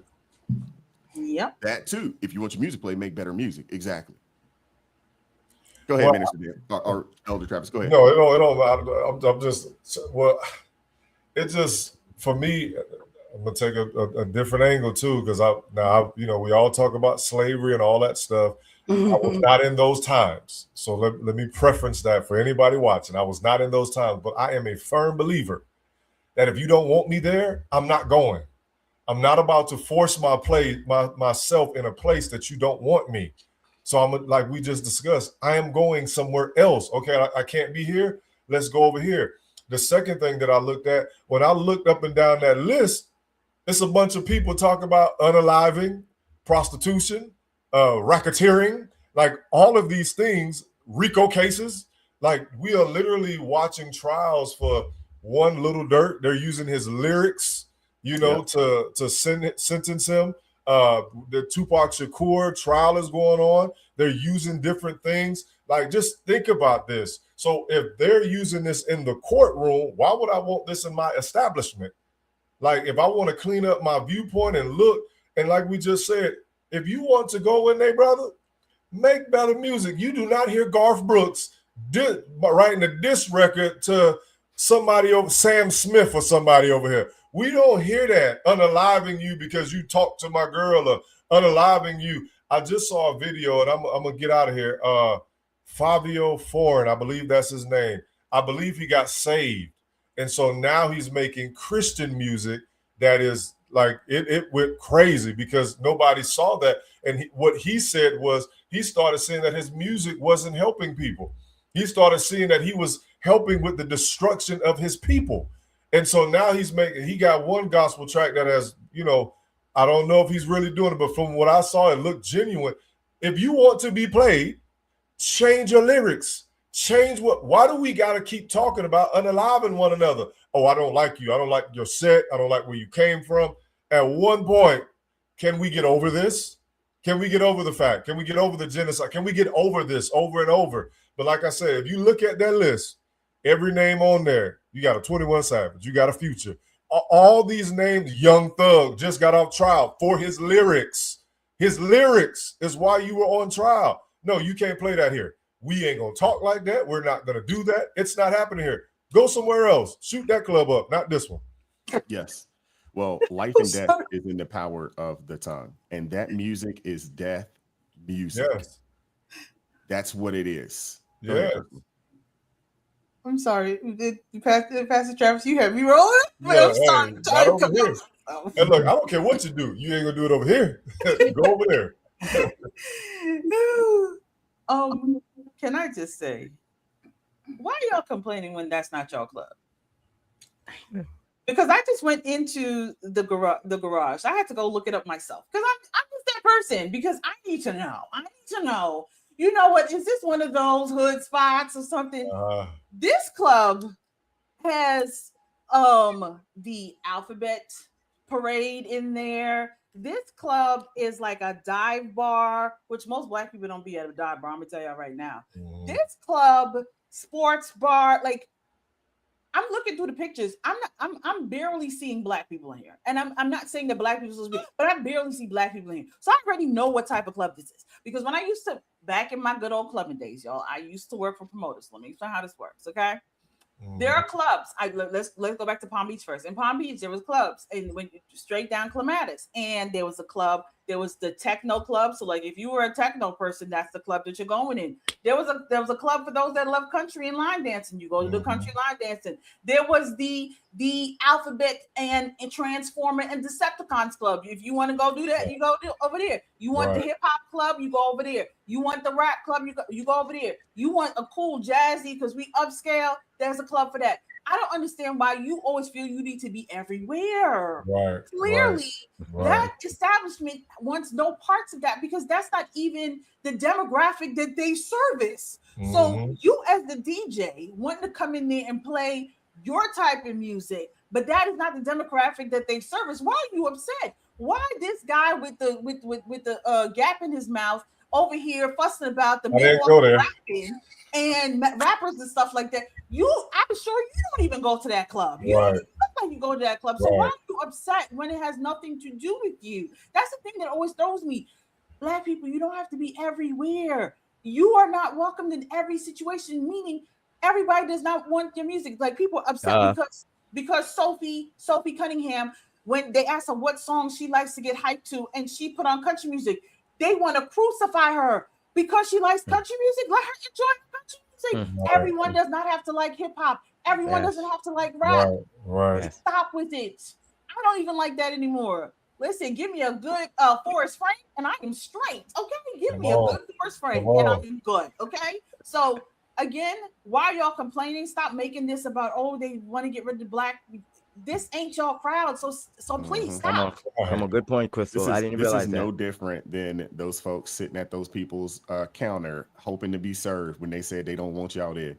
For the life of me, I don't understand why people want to go and give money and patronize places that don't want you. Right. I don't understand that. I don't understand that thinking. I don't get it. I don't understand it doesn't make any sense to me. You don't like me, you don't want my money. I'm not going there and patronizing y'all, and I'm not going to be upset about it. I'm just going to go somewhere else. Right. Yeah. Go ahead, Minister Denzel. Crystal, that was a good input that you brought. I didn't know that wasn't brought out in the report. So that changes the dynamics of the argument. The fact that that's the kind of establishment it was. They have every right to say what they want and what they don't want. And if that's the group that they're catering to, hey, that's their business. They can do that. So I appreciate that, because I had one of my concerns was that putting out that notice without including the white music that has the same kind of content, like the rapper said, was a bit kind of like just pointing the finger at one group of people. I would have been, if I was going to do it, I would have put the white songs in there too and say we don't want none of that kind of stuff. Clarified that way they couldn't use that argument, because sometimes we don't phrase our argument properly, and we open the door for someone to give us a legitimate pushback. That's why. But your information helped, Crystal. That makes it much more simpler. Second thing I want to say is that I think the news report said that the ownership did not authorize that statement. So I'm not sure if that's the case. Then again, you got an issue there where when your employees are making rules that you didn't make, that's an issue also. But yeah, you got this for anybody to try to defend black rap, they got to be psychotic. That's stupid on steroids. There's enough information in that music to tell anybody with half a brain that it is not good for just anybody. Right. Crazy people listen to that stuff. I grew up when hip hop started. I know the difference between positive rap and hip and gangster rap. And the gangster stuff is just crazy. It's demonic, basically.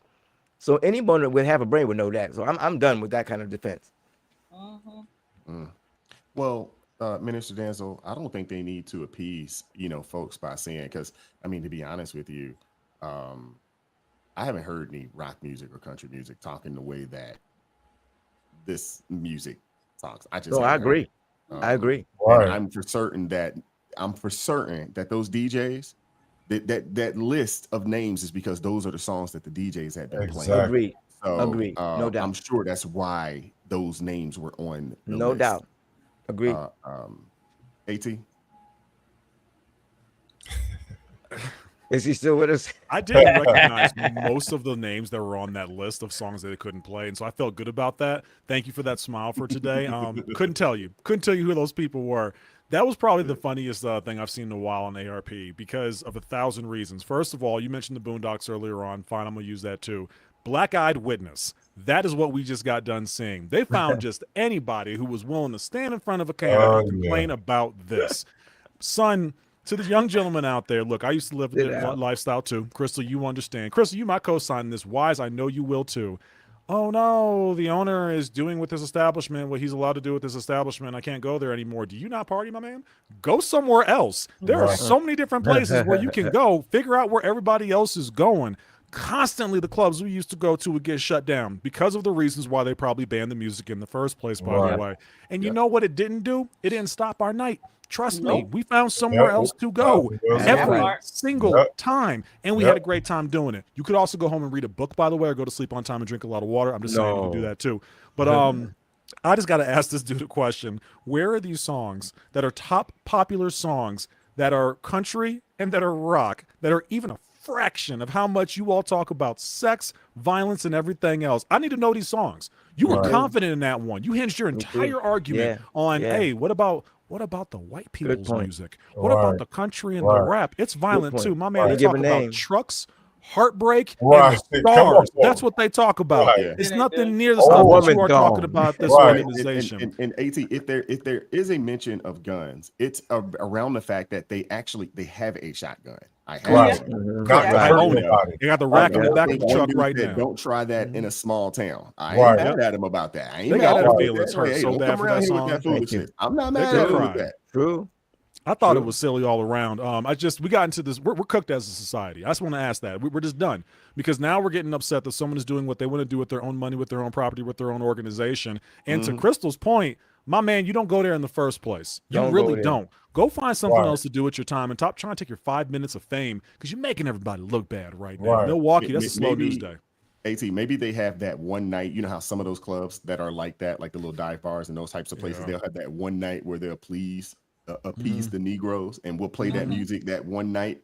And that night is when I work. But don't play that music though. Play something else. You don't have to play that But music. Pastor Travis, I want to point out something real quick. I just went through the list. LL Cool J is not on that list. 50 Cent is not on that list. Will Smith is not on that list. So there are black artists that they will play, but they don't want the ratchet killers. songs. These It's other the ratchet lives. Let me songs they fix don't my want. language. Yeah, it's too late. Exactly. But there is a promoter, and I can't remember if we talked about this on the show or if it was just something that I watched, but there was a promoter in DC who talked about promoting clubs for. I did the thing on it. He did that. And promoting clubs for white folks. And he realized that, hey, there's more money promoting clubs for black people because they spend more money at the club. They're willing to pay the higher cover charges, which is crazy. Willing to pay the higher cover bottle charges. service. They buy the bottles. They buy the tables. VIP they if you got it. More money. Interview me for that. You know, I could have told you the whole story. I could have told you what these black people. Crystal act like she's the only girl that's ever partied in the United I States. know. Crystal was lit. I know. I just like giving her a hard time. Crystal, she's like, hey, look, I know. For them, so I know exactly what they used to, and I used to work with some in the white clubs and some in the black clubs. And I listen, they 100% right. Black people will spend that money. They spend the money partying. You know, they won't invest $1. They won't invest anything in the black car service is worth it. They won't invest it, but they will spend it. You know. They will. Wise, honestly, I think that you saying that's a little bit racist. If I want to go to the Sugar Factory on the street there in Midtown, I'm gonna go to the Sugar Factory, and you can't make fun of me for it. I mean, listen, Wise, if that means they spend their whole rent money and they have to sleep on an air mattress in somebody's house, they're gonna have that bottle service tonight. They will have that. Crystal, you were talking about someone you knew personally. I know I have one of those too. Yeah, that's right. Oh no! Absolutely. Say it ain't so. Absolutely. They got those nice blow-up mattresses that are like double stacked nowadays, right? It's really comfortable. Yeah, they'll do it. They'll do it. It's free drinks on Tuesdays. What's up? Shame. All right. So to Ebony, who said, "How do I know about bottle service?" First of all, let me say the guy who was the promoter, I actually know him, and I even say in that video I had been to 4 of his top clubs, because he's prolific in the DC area. He is the top nightlife entertainment spot there. Now, having said all of that, and don't believe what you heard, I would like everybody to know that I have just purchased a cowboy buckle for my belt, so I will be down as Wise said at the boot and scoot. So if you out here in the chat booting and scooting, let me know. I got my buckle comes in. I'm ready to go. I want a boot and scoot too. Okay, so let me know where the boot and scoot is at, and I will be there. So I think I would like to see proprietors such as this gentleman at the garage.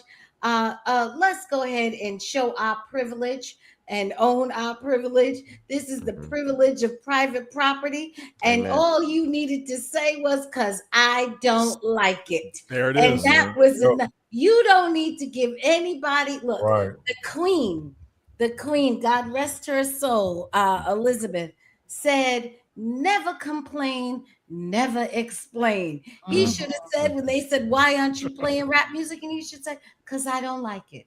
You don't owe anybody anything else but that. And garage, let us know, because me and my friends in the chat, if you have a boot and scoot night, we can come on down. Well, I respect you so much. You're such a little opportunist. You really are, and I appreciate that about you. And I mean, in closing, Wise, there's something should be said also about the white lady in the media who was pushing this argument, because they didn't have to do a story on that. They really want to promote. They want to promote that. They want to promote the racism. They want to promote the divisiveness. But she's not going to send her son down there. Thank you. At 12 o'clock at night to knock and see if he bucks. Thank you. right? Well, she didn't look like she sounded like saying the names of those songs in the first place. She Thank sounded you. wrong just saying the names of those things. She had to But memorize AT, those she all probably- overnight. She probably goes to it on the regular nights because, like I said, regular nights is dive bar night and all that. That's The- fair. what, That's fair. what she was talking about, none of them people. Gotta listen, be start. Michael when I Jackson said, looked- "Gotta be starting something." When I looked at their Instagram, I'm telling you right now, they were in the club with 50 cents. They were enjoying that. They enjoy of course those they were. songs. Right. Don't bring none of that. Spend that in the club. They don't But want that. I Spend that in that understand club. though. Just think about everyday life though. Like nobody, I'm not trying to hear you unalive somebody every time you walk up in here. Yeah. Every time you walk in Yeah. here, can I No get something argument. inspirational, something You powerful? know, Pastor I Travis, can't you gotta stand look to at listen yourself to at it. that point. Like, what's wrong with you when you Right. need to hear that kind of music? He has day a long. whole neck tattoo. Oh, I saw. With- I saw. It was with- hard to get there after the rest, but like I got That's there what I'm eventually. saying. And then, if I'm not mistaken, Milwaukee and Chicago right next to each other, correct? Common sense, man. That's where the drill music at. Yeah. We already know what happens in Chicago. Yeah. You're not bringing that over Well, here. Hey, Milwaukee is Certainly not just getting back on. a lesser version of Chicago. That's It's what just- I it's heard. That's right. They just don't talk about That's it right. as much because it's not really considered a big city, but they That's got what I'm saying. a lot of People the same understand issues that. that they have in the Chi. They got those same issues in Milwaukee. I figured Yeah, that. right. Yes. And see, if I want to scale, I can't scale if you coming in here, Destroying you stuff. know, come on, you done flip the table. Now I got to pay for this table when I'm trying to scale and reach this clientele. And I don't want everybody's the neck tattoo. lawsuit about how Yep. you didn't have security and they Yep. weren't protected Yep. in Oh, your yeah. establishment, and Yep. then you get Yep. shut down as soon as there's some yellow tape Oh, yeah. across the door. No, I don't like you. I don't like your music. Stay away from me. Mhm. Stay Stay away Yeah. from it. Well, I'm with you on that. And I think that's I ain't mad fine. with you. And I'm not Me even, too. I don't even feel like you need to go on all this explanation. And Minister Denzel, you know I respect you I about agree. how white music, does this No, and I that. agree. I don't care because guess what? We just don't have white bodies on the street like we Right, like. we like don't. I the- agree. the- No, I agree don't with you. care how much they're When's the last listening to time you've this seen a music. group of a young white dudes, on a drive-by? When's the last time Exactly. you've seen Right, come on. I agree with you. That's why I said what Celeste's, Crystal's information was so important. That was Yes. left out. That was very clear. I made it very clear for me.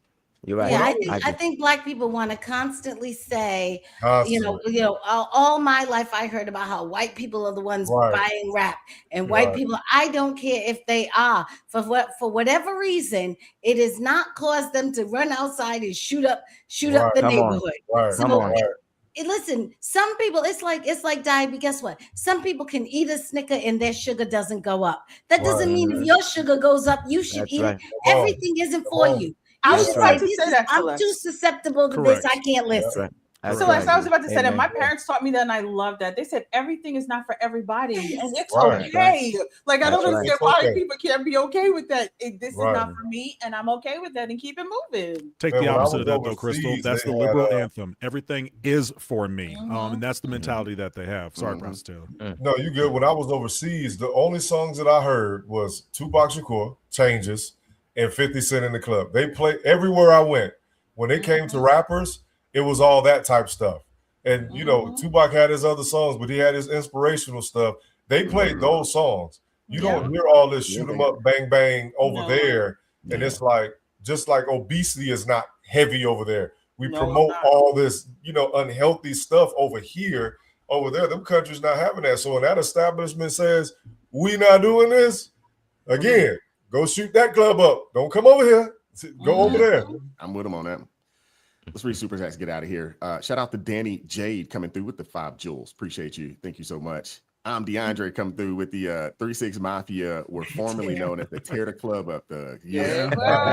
Oh man, when that would come on, that's what I'm saying. Like, there were certain songs that they just stopped playing because folks don't know how to act. Folks don't know You how ever to go act to the when the club looking music for come trouble? on. Never happened to you? You know, guys do that. Absolutely. You ever go to the club looking for trouble? I don't know how bad you were in your previous life. I know we certainly did. No, I didn't go to the club Good. looking. Well, what kind of trouble are you talking about? You talking about fighting and carrying on? Yeah, we'll say that. I want to No, I incriminate wasn't going myself to in the front of club y'all up looking. here.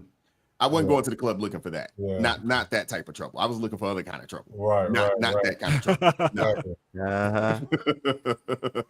Exactly. Shout out to my big brother Daniel Manning in the building with the $20 super chat. 30% Black, Oh, let's get the coins. Gotta let the coins drop. 13% Black. They will make money on the 100% from others. Laugh out loud. Go pick up a horn, piano, drums, etc. I like old school hip hop. Exactly. Thank you. That's the safe hip hop that goes into the clubs. This other stuff don't go into the clubs. That's right. Shout out to Derek Ford for the 10 jewels. Thank you so much. Appreciate you, brother. Big brother Daniel Manning with the $5 super chat. Old school funk block party. We got the funk. We got the funk. Oh, I can go to that. Now you're talking, Daniel. I can go to that. There it is. You can't have block parties these days. The block party won't stay open long. It won't be around long. Because these fools don't know how to act. Have y'all not seen what's going on up in New York? Have y'all not seen these daggone, Puerto Rican, Dominican Day parades and all this other kind of stuff? These fools, they don't know how to. They act a fool. They act a fool. I miss a good old block party. Crystal, I looked at that and I thought about the Caribbean parade in New York. And I'm scared. And I was like, if they it's coming. with my roti, I am gonna have a. It's coming. It's right around the corner, right? It's right. It's Labor Day. It's Eastern Park. I was gonna say that's right around the corner. Yeah. Watch, it's going to be ratchet. Is all get out. Well, the Jamaican parade, which was amazing, the Jamaican parade didn't have all the. So I want to see what the Eastern Parkway parade looked like, because the Jamaican parade didn't have all the drama that the Dominican parade had. It did not have that. So I want to see what's going to happen there. They gonna televise it? It will be televised. What's not televised these days? AT. That's a good point. You go Especially ahead. that big crowd, yeah. Don't worry, you go into any roti shop, they'll be playing it. They find a way Oh to my play it. God, I wait for that just to get the roti. Oh, Celeste, I found the best one here in Georgia now. I found it. My mama makes it, but it takes a lot of work to make that. So we ain't always making that. Mama, I can wait. But we found the best one. Oh my goodness, it is amazing. What side of town is it on? It's in Snellville. Oh, out on the east side. Okay. Oh wow. It's really, Mr. really Denzel, good. you're gonna have to go to the parade and report back. I will. You got to worry about that. Just jump on X. I have Just been there jump on before. X. I have been there before. I go there once in a while. I can handle myself out there. Yeah. So we're going this weekend. We look forward to seeing that, Minister Dan. So that's going to be great. We'll do. We'll do. Oh, I'm sorry. My sister made sure to put in the chat. Correction, she found it. Because yes, she found it. My sister found it. What up, C? How you doing, C? Trying to Spark? take How credit you away doing, from sister? sister. All right. Hey, I'm gonna have to go out there. You said out there in Snellville, huh? Yes, it is the best, and they have bacon shark. For those who don't know, yes, Trini's eat shark, so they have bacon shark. It's amazing. They have the curry goat, the curry shrimp. They have the dal puri, the bus up shark. They have everything. It is and for the Trinis in the chat, you know how we are picky. If it don't, people will say it's good, but it ain't good. But this one is really, really good. Okay. All right. I like the sound of that. I'll have to check that out. Shout out to Christopher coming through with 10 jewels, and big brother Daniel Manning with the $5 super chat. Mo Murder for Hire trial and That's Tupac. Mo 3. No, that's Mo 3. Mo 3. Celeste, my sister said she just put in the chat. I saw her. Yep. We'll get you a plate too, Brother Wise. Finally. Brother Wise, we'll get you a plate. Finally, first of all, he started the show with a compliment, and I was impressed, but I didn't say nothing. You ended the show with your insult about make sure you don't talk, but don't hurry. Now that somebody has invited you don't me ever ask somewhere, Celeste for anything. here you want to come. You only ask other people. Celeste don't even invite you to weddings, right? Don't ask Celeste for nothing. She don't give. I know. Hey, AT, don't be mad. I'm on that list as well. You know what I'm saying? I'm on that list as well. I reach out to Celeste. She don't answer. She don't respond. It don't hurt my feelings. It doesn't. Celeste knows that I love her as my sister in Christ. Can I say this, Wise? Actually, you are not on that list. You're not. No, you're not. In all fairness, and let me say this, and this is not. Only reason is I never see your texts. It's always like the next day or hours later because I'll text you and you text me right back. Mm-hmm. But by the time you text me right back, I'm into something else and I don't see it till hours later. AT, I admit sometimes I see. I'll be like, and I think to myself, I'm definitely gonna call him back. Celeste, don't even worry about that, Celeste, because let me tell you about AT. Back in the day, AT, if I call AT, will pick up the phone immediately, right? And then AT, all of a sudden, he starts saying, "Oh, I'm on the line." I was like, "Oh, you got new friends now?" Because he'd be like, "I'll call you." He'd be like, "Yo, I gotta go. My sister Crystal called." Now he got new friends. He'd be like, "I'll call you back. I'm on the line." I'm like, Hey, AT is busy with the garden project. He got a hotline these days. You know what I'm saying? He don't got time for us. He don't have time for us little people no more. You know what I'm saying? I was sitting down here minding my business just now. Well, how did we even get here? You see this, Pastor Taylor? I'm just sitting here smiling. Minister Danzel's right there. They don't ever go for him. AT, we're gonna turn a new leaf. I know AT don't got you and I. We're gonna turn a new leaf because we used to have some wonderful conversations. We're gonna go back to that. Yeah. You used to answer the phone. That's why we would have wonderful conversations. And every time you called, I answered the phone. You did. You're right. I did. He doesn't have time for the little people anymore. That's I know he don't. He don't. He big time now. You know, he big time, like his forehead. You know, he.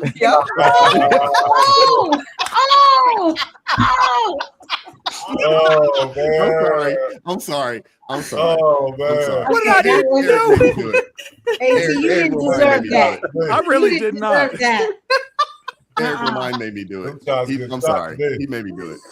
Hey, Wise is hungry. Wise is hungry. Excuse him. He's hungry. He wants to go to Texas. He's hungry. Roadhouse. He's going to Texas. I remember that, Wise. I remember that one. I got you for that. We're going to get some of that cinnamon. We're going to get some food in your system.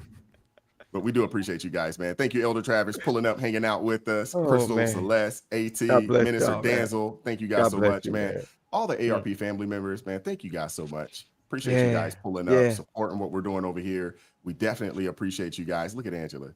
Angela, come on, don't be messy. Don't be messy, Angela. Don't be messy. You got to rub salt in the wound. You ain't got to do that. Everybody, please go watch Keisha King's interview. If you want to know my story, please definitely go check it out. Check it out. Go check it out. Go to the bathroom bathroom before you start watching it. It's 2 hours long. Yeah, worth it.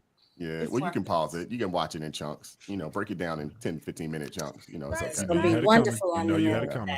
But yeah, and if you get on the stair stepper or something along those lines, or treadmill, whatever it is that you get into, you know, it's a good habit. You got one of those Pelotons, you know, go for it. You know, it's good.